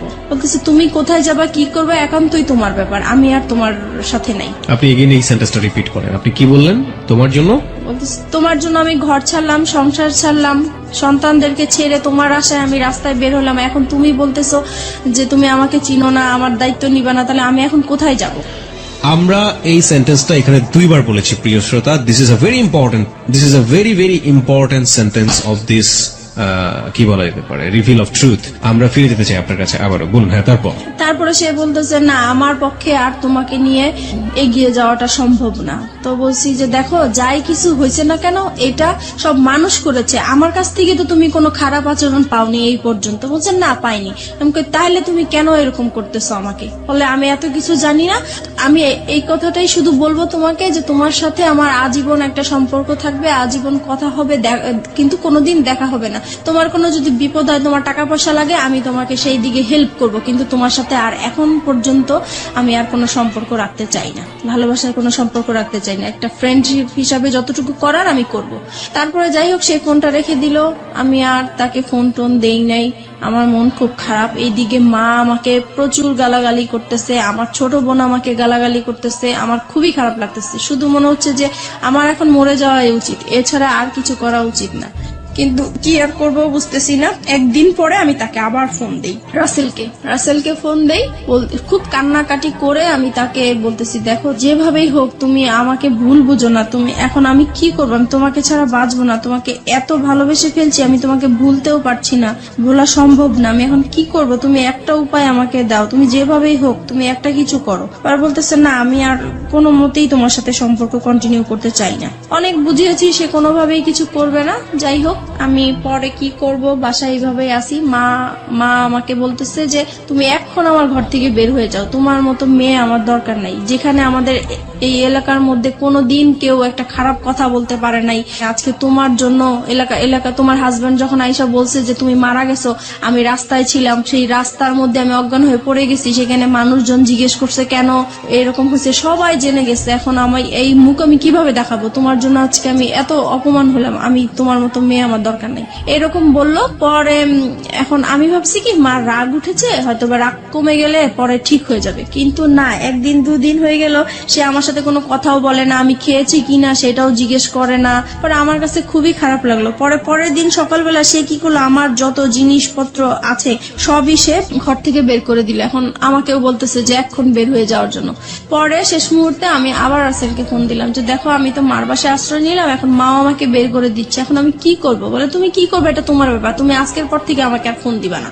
তারপরে এইভাবে এখন আমি কি করব, পরে শেষ পর্যন্ত আমি আমার হাজবেন্ডকে ফোন দিলাম। এখন চিন্তা করলাম যে আমার তো আর কোথাও যাওয়ার জায়গা নাই, এখন আমার সেইখানে ছাড়া আর কোথাও যাওয়ার জায়গা নাই, কি করব এখন। পরে ওকে ফোন দিলাম, ও বলতেছে যে তুমি এখন কি করতে চাও। এখন বলছি যে আমি আপনার সংসারে ফিরে যেতে চাই। বলছে যে ঠিক আছে তাহলে আসো, তোমার জন্য তো আমার রাস্তা সবসময় খোলা। তখন আমি বলছি যে একটা শর্ত আছে। বলতেছি কি শর্ত। আমি বলছি কি আপনার সাথে আমি মানে যাব, আবার নতুন করে সংসার করব, ঠিক আছে, কিন্তু আমি আপনার সাথে কোনো স্বামী স্ত্রী সম্পর্ক রাখতে পারবো না। পরে বলছে এটা কেমন কথা, মানে হাজবেন্ড ওয়াইফ থাকবো, সবাই জানবে, অথচ তোমার আর আমার মাঝে স্বামী স্ত্রী কোনো সম্পর্কই থাকবে না, এটা তো হবে না। পরে আমি বলছি না, এটা যদি মেনে নেন তাহলে আমি আপনার সংসারে ফিরে যাবো, নাহলে যাবো। পরে সে বললো যে ঠিক আছে আমি রাজি। এখন সে হুট করে রাজি হয়ে গেল। যাই হোক আমি যে উকিলের কাছে গিয়েছিলাম ডিভোর্সের জন্য, সেখানে যে আবার ক্যান্সেল করলাম, দুইজনে গেলাম, পরামর্শ নিলাম। উকিল বলল যে তোমরা ভালো হয়ে চলো, যে কোনো বিপদ হলে আমাকে আবার ফোন দিও। এত কিছুর পরও আপনার হাজবেন্ড আপনাকে মানলো, মেনে নিল। এবং এই মেনে নেওয়াটাকে আপনি ওই মুহূর্তে কি হিসেবে দেখেছেন? ওই মুহূর্তে দেখেছি যে না আসলে সেই ভালো, আমি যত অন্যায় করেছি কিন্তু সে তো আমাকে মেনে এবং নিয়েছে। আপনি এমন একটা কন্ডিশন তাকে দিলেন যেটা কোনো হাজবেন্ডই কখনোই মানবে না। আপনি সেই কন্ডিশনও সে মেনে নিল এত কিছুর পরে। জি। তারপরে গেলাম। তারপরে যাওয়ার পর থেকে এখন যেটা হয়েছে যে আগে আমি যত তার কাছ থেকে অবহেলা, অত্যাচার, টর্চারিং যা পেয়েছি, এখন দ্বিগুণ সে বেড়ে গেল। এখন সে কথায় কথায় আমাকে বলে এতদিন তো তুই বেটা নিয়েছিলি, এখন কেন এই সেই, মানে বিভিন্ন টাইপের খারাপ ভাষায় গালাগালি করে। তারপরে খুব মারধর, আবারও সেই রকম মারধর। আমার মেয়েটা তখন তো বড় হয়ে গেছে, আমি আমার বাচ্চাদেরকে নিয়ে আলাদা ঘুমাই, সে আলাদা রুমে ঘুমায়। তো সেই মুহূর্তে আমার বাচ্চাদের সামনে এসে সে আমাকে খুব জোর জবরদস্ত করে, সে আমাকে খুব মারধর করে। আবারও সেই আগের মতো মারামারি। রুম কয়টা ছিল আপনাদের? একটাই রুম? না, আমাদের রুম ছিল 4টা। বাসা যে বাসায় ভাড়া থাকতেন সে বাসায় 4টা রুম? জি। আপনাদের পার্সোনাল রুম কয়টা টোটাল? আমাদের পার্সোনাল রুম তো একটাই, মানে ওই রুমের মধ্যেই বাচ্চা কাচ্চা এবং আপনারা থাকতেন? না, আমি আমার বাচ্চাদেরকে নিয়ে থাকতাম আর ও আলাদা রুমে থাকতো। তার মানে দুটো রুম ছিল আপনাদের? জি। তাহলে এই যে এই কাজগুলো যখন হয় বা এরকম যখন, তখন বাচ্চা কাচ্চাদের সামনে মারধর কেন করবে, বা বাচ্চা কাচ্চাদের সামনেই কেন এই ডিমান্ড গুলো আসবে? সে মানে আমাকে বলতো তার রুমে যাওয়ার জন্য, আমি যেতাম না, তাই তখন আপনার রুমে চলে আসতো? আমার রুমে চলে আসতো। তারপরে যেটা হয়েছে মানে এরকম জোর করতো। একটা সময় আমার বাচ্চারা জাগনা থাকতো, তারপরেও সে জোর জবরদস্ত করতো। আমি তাকে এত বলতাম যে দেখেন আমার বাচ্চাগুলো আছে, ওরা তো বুঝতেছে, কেন আপনি ওদের সামনে এরকম করতেছেন। বলতেছে তুই তো খারাপ হয়ে গেছিস, তুই যে খারাপ এটা ওরা জানার দরকার আছে, ওদের বোঝার দরকার আছে, সেই জন্য এরকম করি। তারপরে থেকে কি হতো, আমি রাতে আর ঘুমাতাম না, আমি সারা রাত জেগে থাকতাম। আমার সারাক্ষণ ভয় করতো যে সে কখন আসে, কখন মারধর করে, তাই ঘুমাতাম না। এক সময় সে আমার বালিশ, আমার কাঁথা এগুলো নিয়ে যেত যেন আমি ঘুমাতে না পারতাম। সে মানে ফ্যান বন্ধ করে রাখতো, লাইট জ্বালায় রাখতো। ক্রেজি কেন হয়ে গেলেন? আপনি স্বামী হিসেবে তাকে মানছেন, স্বামীর অধিকার তাকে দিচ্ছেন না কেন? কারণ দিচ্ছি না, আমার শুধুই এটা মনে হচ্ছে যে তার জন্যই আমি আমার রাসেলকে হারালাম। সেই মুহূর্তে রাসেলকে মানে ভুলতে পারছি না, রাসেলের জন্য আমার খুব কষ্ট হচ্ছে। যেখানে প্রত্যেক দিন আমি রাসেলের সাথে দেখা হয়, একদিন দেখা না হলে আমার খুব কষ্ট হয়। সেই মুহূর্তে তার সাথে আমার কথা হচ্ছে না, দেখা হচ্ছে না, আর সে মানে রাসেল আমার সাথে এরকম বিহেভ করলো একমাত্র তার জন্যই। এটা মনে হয়েছিল আমার তখন সেই মুহূর্তে। চলুন আমরা ফিরে যাই মিতার কাছে। মিতা, যে জায়গাটিতে আমরা ছিলাম, আপনি বলছিলেন যে আপনার হাজবেন্ডের সাথে, তখনও তিনি আপনার হাজবেন্ড, যদিও আপনি মন থেকে মানতে পারেন না, আপনার কাছে ওনার স্বামীর অধিকার চাওয়াটাই স্বাভাবিক, সেটা আপনি দিতে পারতেন না, এবং সেখানে খুব সহজ সরল একটা কথা আপনি বলেছিলেন একটু আগে, যেটা অনেকেই স্বীকার করবেন না। The real hard truth is যে ওই ছেলেটা, যে ছেলেটার সাথে আপনার অ্যাডাল্ট্রি সম্পর্ক, অ্যাডাল্ট্রি মানে অনেকেই বুঝবেন বাংলাতে হয়তো পরকীয়া বলে এটাকে, ওই অ্যাডাল্ট্রি সম্পর্কের এক ধরনের লাভ বলতেছেন আপনি সেটাকে, এবং মনে হতো যে ওই ছেলেটাকে তো সরে যাওয়ার পেছনে এই আমার হাজবেন্ডই দায়ী। তারপর হচ্ছে এরকম জোরাজোরি করতে থাকে। একদিন আমি বলেছিলাম যে আসলে আমার মনটা তো খুব খারাপ, আমার শারীরিক অবস্থা খারাপ, মানসিক অবস্থা খারাপ, এর জন্য হচ্ছে না, আমি একটু সুস্থ হয়ে নিই। তো বলতেছে তো কি করা উচিত? তো আমি বলতেছি তাহলে আমার একটু ডাক্তারের কাছে যাওয়া উচিত, মানসিক ডাক্তারের কাছে যাওয়া উচিত। তো সে বলল ঠিক আছে তাহলে যাও তুমি। পরে আমি পিজি হসপিটালে যাই, ওখানে দেখাই একজন বিশেষজ্ঞকে। তারপরে সব কথাই উনাকে বললাম, উনি আমাকে প্রেসক্রিপশন করে দিল, আমাকে নিতে বললো। আমি ওই হসপিটালে গিয়েছিলাম, তো ওখানে জ্যামের জন্য আমি কিছু সময় আর কি ব্যয় হয়েছে আমার, তো আসতে দেরি হচ্ছিল। আমাকে ফোনের উপরে ফোন করে যাচ্ছে, ফোনের উপর ফোন করে যাচ্ছে। তো আমি বলতেছি আমি তো জ্যামে পড়ে আছি, এজন্য আসতে দেরি হয়েছে। পরে যাই হোক বাসায় আসলাম, আসার পরে সে কি করলো, আমাকে টেনে নিয়ে অন্য একটা তার রুমে নিয়ে গেল, নিয়ে যে আমার মানে কাপড় চোপড় যা আছে সব খুলে আমাকে চেক করতে লাগলো। তো আমি বললাম কি ব্যাপার, আপনি এরকম করছেন কেন? বলতেছে তুই এত দেরি করলি কেন, নিশ্চয়ই তুই কারোর সাথে কিছু করে আসছিস, সেটাই আমি চেক করছি। তখন এইভাবে আর কি পরে আরো অশান্তি, সেই দিন আমাকে খুব মারধর করলো। পরে আমি চিন্তা করলাম যে না আমি আর থাকবো না, কিন্তু থাকবো না তো কোথায় যাব বুঝতেছি না। পরে সেদিন রাতে আবার সে কোথায় জানি ছিল, বাসায় আসা নেই। পরে সেদিন রাতে আমি আবার মনে হলো যে আমি একটু রাসেলকে ফোন দিই, একটু ট্রাই করে দেখি পরে আমার কাছে একটা ফোন ছিল, আমি লুকিয়ে রাখছিলাম ওইটা। আমার তো এমনিতে ফোন টোন সব নিয়ে গেছে, তারপরে যেটা ছিল সেটা আমি লুকিয়ে রাখছি, ওইটা বের করে আমার আলাদা একটা সিম ছিল, ওইটা দিয়ে আমি রাসেলকে ফোন দিয়েছি। পরে ফোন দেওয়ার পরে রাসেল কি করলো, মানে খুব কান্নাকাটি, মানে কান্না কণ্ঠে সে আমার সাথে কথা বললো, আর আমি তো কান্না করতেছি। পরে আমি বলতেছি যে কি ব্যাপার, কেমন আছো? তো সে বলতেছে যে আমি তো ভালো নাই, তোমাকে ছাড়া আমি কিভাবে ভালো থাকবো? তো এটা শুনে আমার আরো বেশি কান্না করলো, কারণ তার প্রতি এখনো আমার ভালোবাসা আছে। তো আমি বলছি কি ব্যাপার, তুমি এরকম কথা বলছো কেন? তোমার জন্যই তো আজকে আমি এখানে চলে আসছি, তুমি কেন এই ধরনের কথা বলতেছে? বলে যে আমি তো তখন বুঝতে পারি নাই, তুমি চলে গেলে আমার এতটা কষ্ট হবে, আমি আসলেই খুব কষ্টে আছি। তো বলছি দেখো আমিও তো কষ্টে আছি, আগে যেরকম যন্ত্রণা করতো তার চাইতে এখন আরো বেশি বেড়ে গেছে, তাই আমি থাকতে পারছি না। পরে বলতেছে তাহলে তুমি এক কাজ করো, তুমি আর একটা মাস থাকো, একটা মাস পরে আমি তোমাকে যে কোনো একটা কিছু করব। তো আমি বলছি দেখো আমার কাছে আমি যদি একটা মাস থাকি তাহলে আমার এখানে লাশ বের হবে, আমি আর থাকবো না, ও যেভাবে আমাকে টর্চার করতেছে। পরে বলতেছে তাহলে তুমি কি করতে চাও? এখন আমি বলছি কি দেখো আমি ওকে আজকেই বের হয়ে যেতে চাই, বের হয়ে ওকে আমি একটা ডিভোর্স দিয়ে দিব সাথে সাথেই। তারপরে আমি কারো কাছে ধরো এক মাস, তুমি যেহেতু সময় নিতে চাচ্ছ, এক মাস আমি কোথাও আশ্রয় নিব, তারপরে তুমি যেটা করবে আমি সেটাই প্রস্তুত থাকবো। পরে বলতেছে যে ঠিক আছে তাহলে তুমি যেটাই করো ভেবে চিন্তে করো। পরে আমি কি করলাম, পরে আমি এখন বের হয়ে যাব। পরের দিন চিন্তা করছি, কাপড় চোপড় নিয়েছি, মানে পরেছি। এখন সে আমার পার্টস আর মোবাইল তো আটকে রাখছে, আমি তো নাম্বার কারোর সাথে যোগাযোগ করবো বা কিছু সেই রকম কোনো ব্যবস্থা নাই। পরে আমি বলতেছি আমার পার্টস দেন, আমি একটু বাইরে যাব। সে বলে বাইরে কোথায়? আমি বাইরে আমার একটু কাজ আছে, আমি যাব। সে আমাকে যেতেই দিবে না। পরে এটা নিয়ে অনেক মারধর হইলো।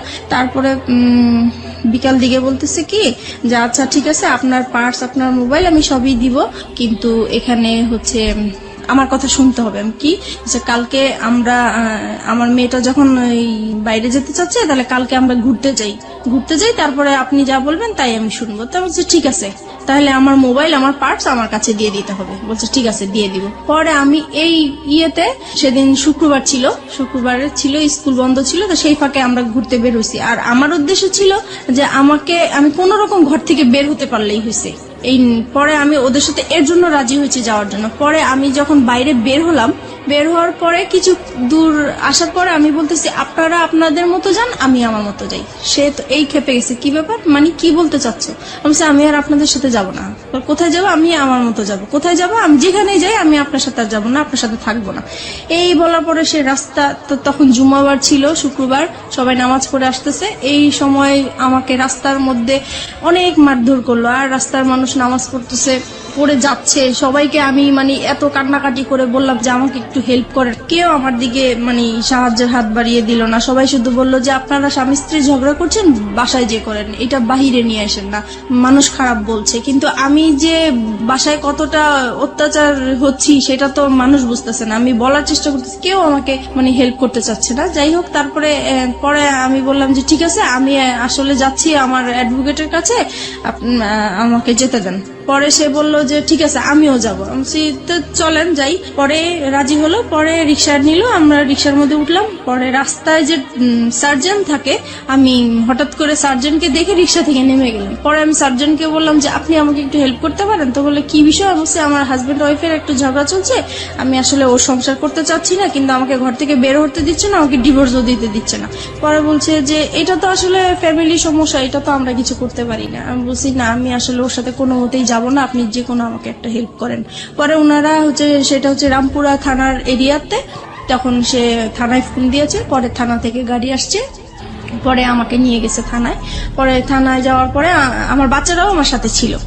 যখন থানায় গিয়েছি তখন ওই পুলিশরা জিজ্ঞেস করতেছে কি ব্যাপার, আপনার সমস্যা কি? তারপর আমি সবকিছু খুলে বললাম। এখানে একটা জিনিস আমি মিস করে গেছি, যেদিন বৃহস্পতিবার দিন রাতে সে যখন আমার সাথে মানে রাতে এসছিল জন্য, তখন আর কি আমি দেখে সে পরে আমার রুম থেকে চলে গেছে। চলে যাওয়ার কিছুক্ষণ পরে যখন আমি ঘুমাই পড়ছি, তখন সে কি করছে, ওই যে মশলা বাটে পাটা পুতা যেটা বলা হয়, সেই ওইটা নিয়ে আসছে, আমার মাথায় বাড়ি দিয়ে আমাকে মেরে ফেলবে। পুতা দিয়ে মেরে ফেলতে চাইছিল, সেটা আমার মেয়ের জন্য আমি বেঁচে গেছি। তারপরে শুক্রবারে আমি ডিসাইড করলাম যে এখানে আর আমি থাকবো না, যেহেতু আমার জীবনের ঝুঁকি হয়ে যাচ্ছে। তারপর সেই ঘটনাগুলোই আমি থানাতে বললাম। তারপরে উনারা বলল যে আমরা শিওর আপনারা আর 1 মাস 2 মাস পরে আবার মিলে যাবেন। আমি এরকম কেস অনেক দেখেছি, কিন্তু আপনারা উনার নামে মামলা করা বা জিডি করা এটা ঠিক হবে না, আপনারা মিলে যান। ওনারা অনেক বোঝাচ্ছে আমাকে মিলে যাওয়ার জন্য, কিন্তু ওনাদের জায়গা থেকে এটা হ্যাঁ, পারফেক্ট। তারপরে উনারা জিডি লিখবেও না, বলতেছে না আমরা লিখবো না।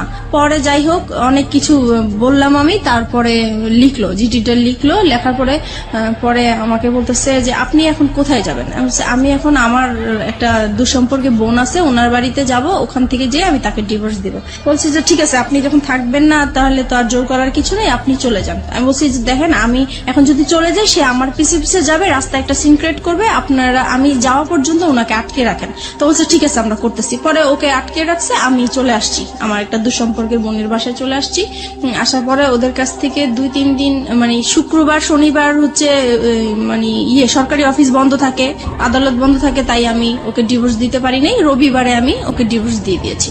ওকে, তারপর ডিভোর্স দেওয়ার পরে আমি পরে রাসেলকে জানিয়েছি যে দেখো আমি ওকে ডিভোর্স দিয়েছি, আমি চলে আসছি। পরে বলছে ঠিক আছে, তাহলে তুমি এখন কি করতে চাও? তুমি যদি এখন ঢাকায় থাকো তাহলে তো তোমাকে ধরে নিয়ে আবার, আর ডিভোর্সের বিষয়টা আমাকে উকিল বলেছে যে 3 মাসের মধ্যে যদি আপনাদের আবার মিল হয়ে যায় তাহলে এই ডিভোর্সটা ক্যান্সেল হয়ে যাবে, আর 3 মাসের পরে যদি কিছু হয় তাহলে ডিভোর্সটা সম্পূর্ণ হবে। তাই এখন চিন্তা করতেছি যে 3 মাস আমাকে অন্তত ওর কাছ থেকে দূরে থাকতে হবে, কি করা যায় এখন।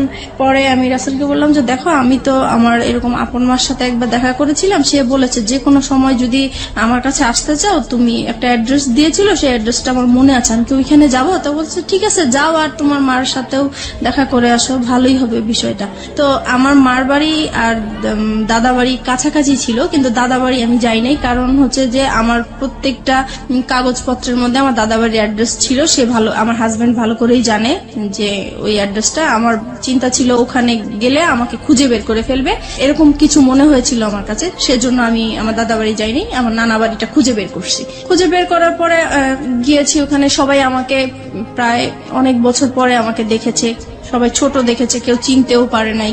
যাই হোক, পরিচয় দেওয়ার পরে সবাই খুব কান্নাকাটি করলো, এত বছর পরে তোমাকে দেখলাম, আমরা আশাও করি নাই। ওখানে ছিলাম, ভালোই ছিলাম কিছুদিন। হঠাৎ করে সে আমাকে মানে কিভাবে জানি জানতে পারলো আমি ওখানে আছি। তারপরে সে আমার নানা বাড়িতে আমাকে খুঁজতে গেল। মানে আপনার হাজবেন্ডের নাম কি ছিল? আমার হাজবেন্ড নাম জামান ছিল। জামান, মানে জামানই খোঁজটা পেল, রাইট? ওকে, তারপরে সে আমার মামা বাড়ি গেল, যাওয়ার পরে ওখানে যে, আর গ্রাম সাইডটা হচ্ছে এরকম যে মেয়েরা স্বামী ছেড়ে অন্য কোথাও চলে যাবে, এটা খুবই একটা খারাপ চোখে দেখে। এবং বাতাসের আগে কথা ছড়ায়। জি, right. So we know the situation, ultimately কি হলো? আলটিমেটলি সে ওখানে যে আমার মামাকে বলল যে আমি অন্য একটা ছেলে হাত ধরে চলে আসছি, এই সেই পুরো ডিটেল কাহিনী যেটা বললো, দ্য রিয়েল স্টোরিটাই বলেছে হ্যাঁ, সে ওখানে। হ্যাঁ। তার ফরে গিয়েছে ব্যাপারটা, কারণ পৃথিবীর কেউ এটা বিলিভ করবে না, এবং মেয়েটার যে আসলে কোনো কারণ থাকতে পারে ওখানে যাওয়ার, সেটাও সে কেউ মানতে চাইবে না, যেমন ভাবে মানতে চাচ্ছে না ফেসবুকের অসংখ্য শ্রোতা। ওই তো হ্যাঁ। গ্রামে সবাই আর কি আমাকে খারাপই বলছে। তারপরে আমার মামা শুধু একটাই বলল যে দেখো, তুমি যদি কোনো না কোনো ভাবে অশান্তি যদি নাই করে থাকো, তাহলে সে এত বছর পরে 2টা বাচ্চা ফেলে কেন বের হবে? বুঝলাম তার অপরাধ আছে। আচ্ছা যাই হোক, তুমি যদি তোমার মা বাবাকে এখানে আমাদের কাছে নিয়ে আসতে পারো আর আমাদের কাছে সরি বলবা, আর এরকম কখনোই এরকম কিছু হবে না, যদি বলো তাহলে আমি তোমার কাছে উঠাই দিব। The big point and the question is, শান্তির জন্য সে রাসেলের হাত ধরেছে। শান্তি কি সে শেষ পর্যন্ত পেয়েছে? আমরা অনুষ্ঠানের শেষের দিকে চলে আসছি ধীরে ধীরে।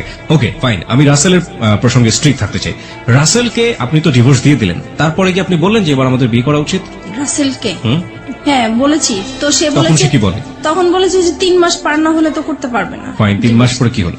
তারপরে হচ্ছে পরে আমি বলতেছি দেখো আমার তো কিছু সমস্যা আছে, লোন আছে, এখন আমি লোনগুলা শোধ করতে হবে, তাছাড়া ফ্যামিলিতে এখন আমি খুব বিপর্যয় অবস্থায় আছি, এখন আমি বিয়েটা করতে পারবো না, আরো কিছু পরে করব তোমাকে। সেটা কতদিন পরে?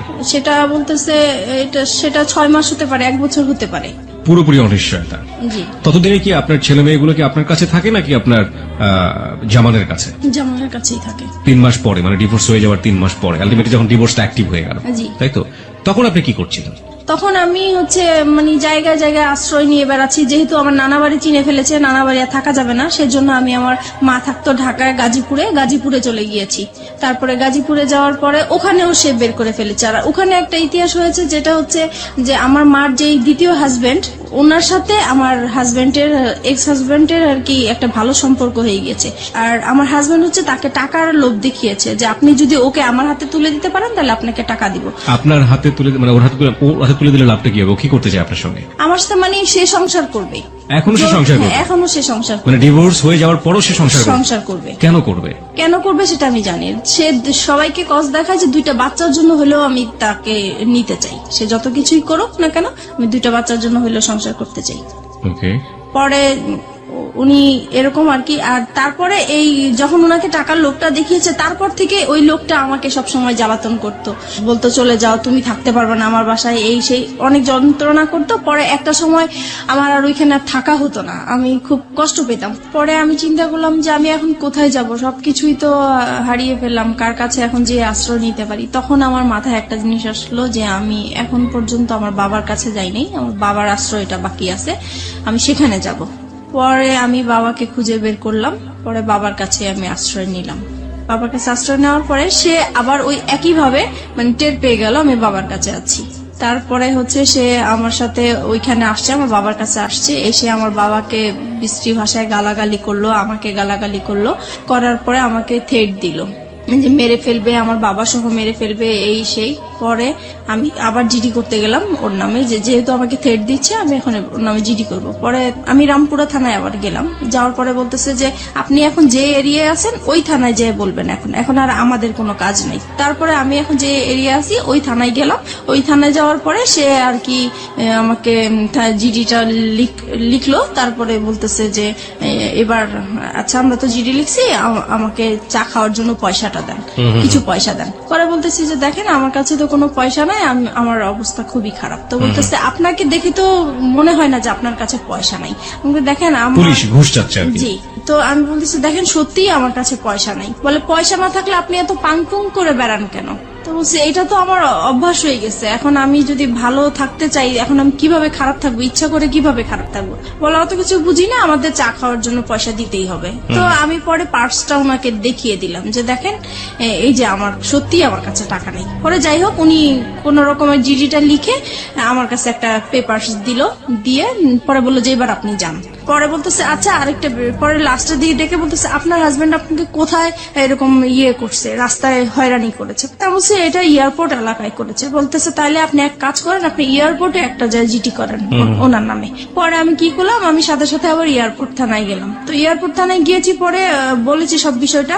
পরে বলছে তাহলে তো আপনি ওখানে জিডি করেছেন, এখানে জিডি তো বারবার তো জিডি হয় না। তা বলছে ওনারাই পাঠাইছে, আমি এখন কি করব। পরে দেখি আপনার জিডি পেপারটা দেখি, তো ওই এসআইটা পেপারটা দেখে বলতেছে আপনার তো জিডি কমপ্লিট হয়নি। আমাকে কেন? বলছে না এটা তো থানার সিল থাকবে এবং আপনার এইটা কে হ্যান্ডেল করবে সেই অফিসারের নাম থাকবে, কিন্তু এখানে তো কিছুই নেই। বলে আসলে আমার কাছে উনি টাকা চেয়েছিল তো আমি দিতে পারিনি, হয়তো বা এটা হচ্ছে। পরে উনি আবার ওই থানায় ফোন দিল, তারপর ওনাদেরকে বললো কেন আপনারা এই কাজটা করলেন, তাড়াতাড়ি ওনার কাজটা কমপ্লিট করেন। পরে আমাকে আবার পাঠালো। পরে ওখানে বড় কর্মকর্তা যে ছিল সে আমাকে সরি টরি বলে তারপরে আমার কাজটা কমপ্লিট করে দিল, জিডি করে দিল। এইভাবেই পরে আমি আসছি, পরে শুনতে পারছে যে তার নামে আমি জিডি করছি। সে আবার আমার হাজবেন্ড, এক্স হাজবেন্ড, উনি এসে আবার আমাকে ভয় দেখাল, হ্যাঁ জিডি করেছিস তো কি হয়েছে, আমি তোকে রাস্তায় খুন করে ফেলবো, অ্যাক্সিডেন্ট করাই দিব, এটা করবো সেটা করবো, আমার তোর থানার জিডি করছে, আমার কিছুই হবে না, কোনো যায় আসবে না। সে ভয় দেখাচ্ছে আমাকে, আমি যেন জিডিটা উঠাই নেই। তো আমি বলছি যে না, কখনোই আমি জিডি উঠাবো না, আমি জিডি করেছি কেন উঠানোর জন্য উঠাবো না। তারপরে এইভাবেই হচ্ছে, আমি ওখানে ওদেরকে সময় দিচ্ছি কাজের জন্য। এইভাবেই পরে একটা সময় আমি কাজ পাই, আমি আলাদা বাসা নেই, এখন বাসা যাব। এই সময় আমার বাবা একদিন রাত্রেবেলা খুব অসুস্থ হয়ে যায়। অসুস্থ হওয়ার পরে আমার বাবা ব্রেন স্ট্রোক করে মারা যায়। তখন আমি খুবই অসহায় হয়ে গেছি। এখন আমি একা একটা মেয়ে মানুষ, আমার বাবা মারা গেছেন, এখন আমি আমার বাবাকে নিয়ে কি করব, কিভাবে বাড়িতে যাব, কি করব। তখন আমি যে আমাকে কাজ দিয়েছে আমি তাকে ফোন দিয়েছি। ফোন দেওয়ার পরে বলতেছি, তা উনি বলতেছে ঠিক আছে আমি এক্ষুনি আসছি। পরে আসার পর উনি ডক্টর নিয়ে আসলেন, পরে দেখলো যে হ্যাঁ সত্যি মারা গিয়েছেন। পরে যাই হোক উনি আমাকে টাকা পয়সা দিল, আমি আমার বাবার লাশ নিয়ে বাড়িতে গেলাম, মাটি টাটি দিয়ে তারপরে আমি আসলাম। এখন আসার পরে আমি নতুন বাসায় উঠে গেলাম। আর এদিকে একটা কথা বলতে ভুলে গেছি, আমি যখন আমার বাবার আশ্রয় পেয়েছি তখন আমি আমার মেয়েকে নিয়ে আসছি, আমার মেয়েকে আমার কাছে নিয়ে আসছিলাম। তারপর আমার মেয়ে ছিল আমার কাছে, তারপরে মেয়েকে নিয়ে আলাদা বাসা নিয়েছি। মাঝে মধ্যে আমার হাজবেন্ডের সাথে কথা হয়, তারপরে আমার ছেলেকে দেওয়ার কথা বলি, সে বলে যে না মেয়েকে নিয়ে গেছো ভালো কথা, ছেলেকে আমি কখনোই তোমাকে দিব না। তারপরে আমি কাজ করতে থাকি, এদিক দিয়ে মেয়েকে স্কুলে ভর্তি করে দিয়েছি।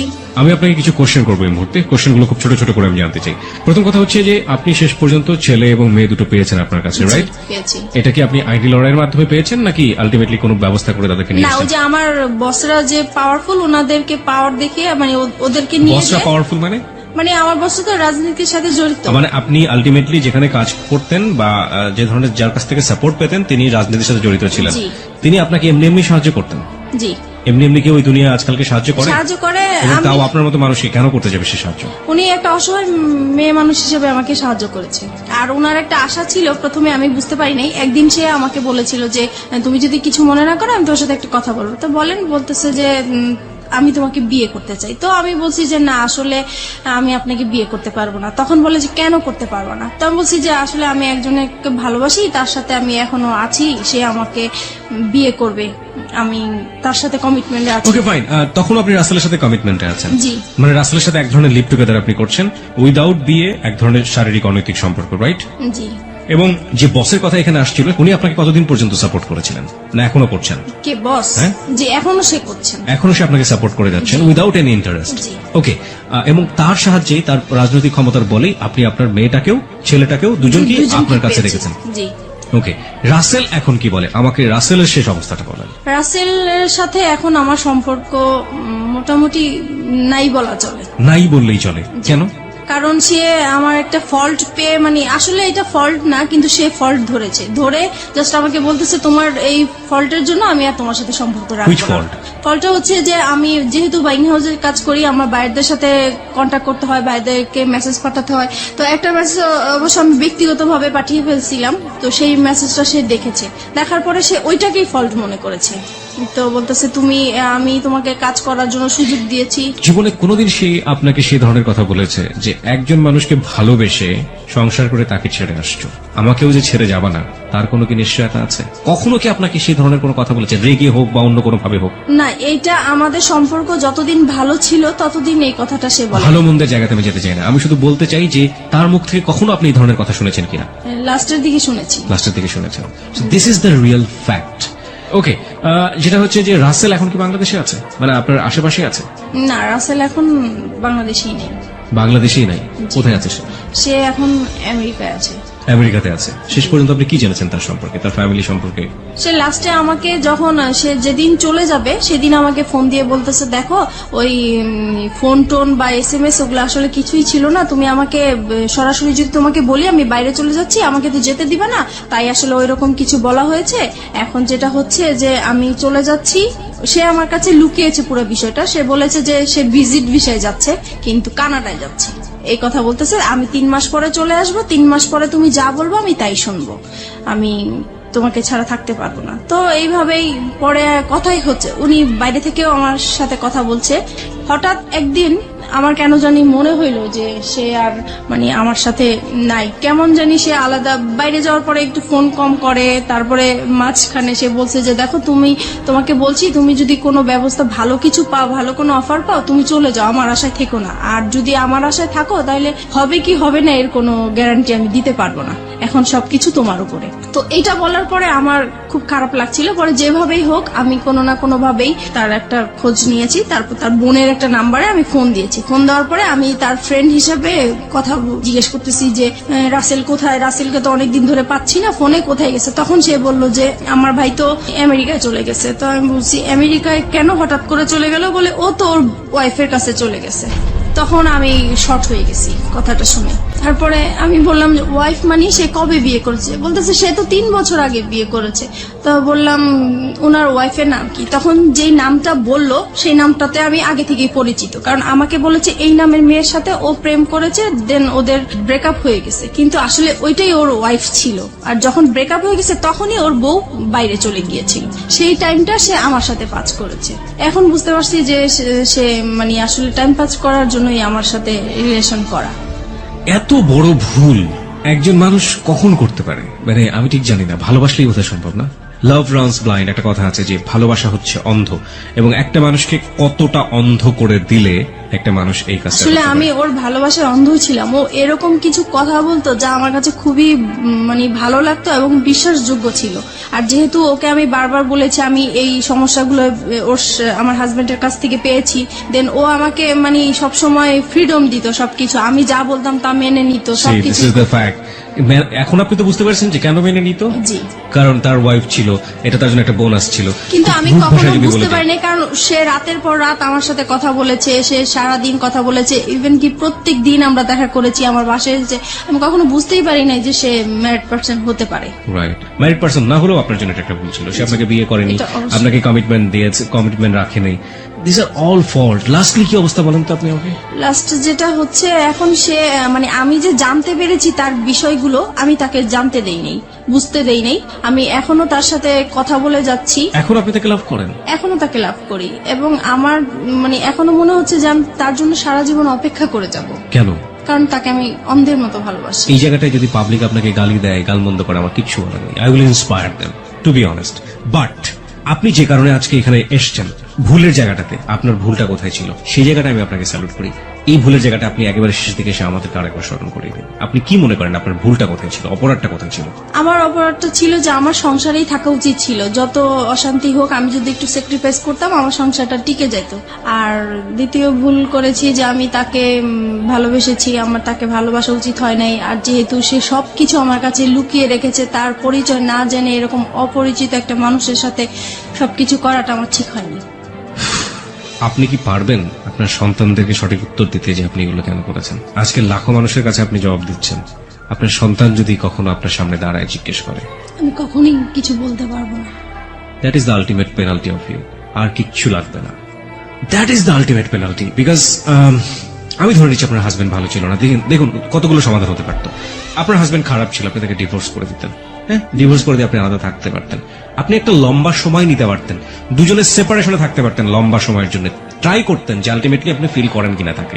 ইকোনমিক সাপোর্টের একটা জায়গার ব্যাপার ছিল, ফাইন, ইকোনমিক সাপোর্টের জায়গায় আপনি নিজে স্বাবলম্বী হওয়ার জন্য যথেষ্ট রসদ আপনার কাছে ছিল, আপনি কাজ জানেন, আপনি হাতের কাজ জানেন, আপনি সেগুলো নিয়ে কাজ করতে পারতেন, এবং এই কাজ করে বাংলাদেশে অনেক অনেক মেয়েরা আজকে স্বাবলম্বী, আপনি সেই জায়গাটা থেকে পারতেন, আপনি সেটাও করেননি। আপনি second time fall in love with someone, আপনি দুটো বাচ্চার মা হওয়ার পরেও, এবং সেই ফল ইন লাভটা ঠিক সেম ব্যাপার ছিল লাইক ইউর হাজব্যান্ড, যখন আপনি হাজব্যান্ডের সাথে ভালোবেসেছিলেন, still you are fall in love with that guy, যে মানুষটা আপনার সাথে এক ধরনের বড় হিপোক্রিসি করেছে। তাহলে আপনার প্রথম হাজব্যান্ডের ক্ষেত্রে অপরাধটা কোথায় ছিল? আমি তাকে কোনো অপরাধ দেখছি না। আপনার সেকেন্ড মানুষ যে, সে যদি বিয়ে করে এত বড় চিট করে একটা সংসার ভেঙে দিয়ে বিদেশে চলে যেতে পারে, তাহলে প্রথম হাজব্যান্ড তো তার তুলনায় অনেক ভালো মানুষ ছিল। আপনি তো তাকে কোনোদিন হাতে হাতে ধরেননি, ধরেছেন? জি না। ধরেননি, আপনি তাকে সন্দেহ করতেন, সে আপনার পাশে বসে থেকে পুরো একটা মেয়ের দিকে ফ্যাল ফ্যাল করে তাকিয়ে থাকতো। হ্যাঁ, এটুকুই আপনার কাছে লেগে, আপনি কোনোদিন তাকে হাতে নাতে ধরেননি, আপনাকে সে হাতে নাতে ধরেছে, তারপর আপনার সঙ্গে ঘর সংসার করতে চেয়েছে। জি। সে অন্যায় করুক, অত্যাচার করুক, আপনার কাছে সে অধিকার চেয়েছে, স্বামীর অধিকার, আপনি পালিয়ে গেছেন, তারপর আপনাকে ওখান থেকে বারবার ধরে নিয়ে আসার চেষ্টা করছে দুটো সন্তানের জন্য। লাভ না করলেও দিস ইজ হার্ড ট্রুথ। জি। কিন্তু আপনাকে এই মানুষটা কি দিয়েছে যে মানুষটাকে আপনি স্টিল লাভ করেন? সে তার কাছ থেকে তো কিছুই পাইনি, কিন্তু আমি এটাই বলবো যে তার তার সাথে আমি সময় কাটাতে আমার ভালো লাগতো। Is that all thing for life? This is very funny. By the way, আপনার জন্য কিছুই বলার নেই, শুধু একটা কথা বলার ছাড়া, সেটা হচ্ছে মিতা, যাই কিছু করেন না কেন, আপনার সন্তানের ভবিষ্যৎ খুবই খুবই গুরুত্বপূর্ণ। আপনার একটা মেয়ে আছে এবং আপনার ছেলে আছে, এবং আপনার বেটার ফিউচার আপনার বেটার ইকোনমিক স্ট্যাটাসের উপর ডিপেন্ড করে, এবং আপনার যে লেখাপড়ার স্ট্যাটাস, সেখান থেকে আসলে খুব বেশি ভালো কিছু করা সম্ভব কিনা আমি জানি না, তবে অবশ্যই সেই দিনের জন্য আপনার প্রিপারেশন নেওয়াটা বেটার, যে যেদিন আপনার মেয়ে আপনার সামনে দাঁড়িয়ে বলবে যে আমার ভবিষ্যৎটা কেমন। আজকের নোটসগুলো আসার সময় নিয়ে আসবো আমি, চিন্তা করো না। মিষ্টি হাসি ফুটে উঠলো ঠোঁটে। ফোনটা রেখে শাওয়ার নিয়ে বাইরে বের হলো সে। টেবিলে খাবার সাজানো, নাস্তা কে বানালো? খালা ঘর মুছছে তখন। তাকে দেখেই একগাল হেসে বলল, ভাইয়ের আপনার আর খালাম্মার নাস্তা বানিয়ে রাখতে কইছিল, খালাম্মারটা সকালেই দিয়েছি, আপনারটা এতক্ষণে ঠান্ডা হয়ে গেছে, গরম কইরা দিমু? না খালা, দরকার নেই। আপনার ভাইয়া খেয়েছেন? না, আমি কইলাম খাইয়া যান, কয় দেরি হইয়া গেছে, খাইবো না। রাত্রির মন খারাপ হয়ে গেল। মানুষটা না খেয়ে চলে গেছে। এমনিও দুপুরে ঠিক মতো খায় কিনা জানে না। কতবার বাসা থেকে খাবার বানিয়ে দিতে চেয়েছে, নেবেই না, জেদি একটা। ইস, তার ঘুমটা সকালে ভাঙলো না কেন? মানুষটার এতটুকু খেয়ালই রাখতে পারে না সে। ধ্যাত, সারাদিন এঘর ওঘর করেই কাটলো। বিকেলের দিকে আলমারি খুলে বসলো রাত্রি। বিয়ের শাড়িটা হাতে নিয়ে উল্টে পাল্টে দেখলো পাক্কা 30 মিনিট যাবত। আলমারি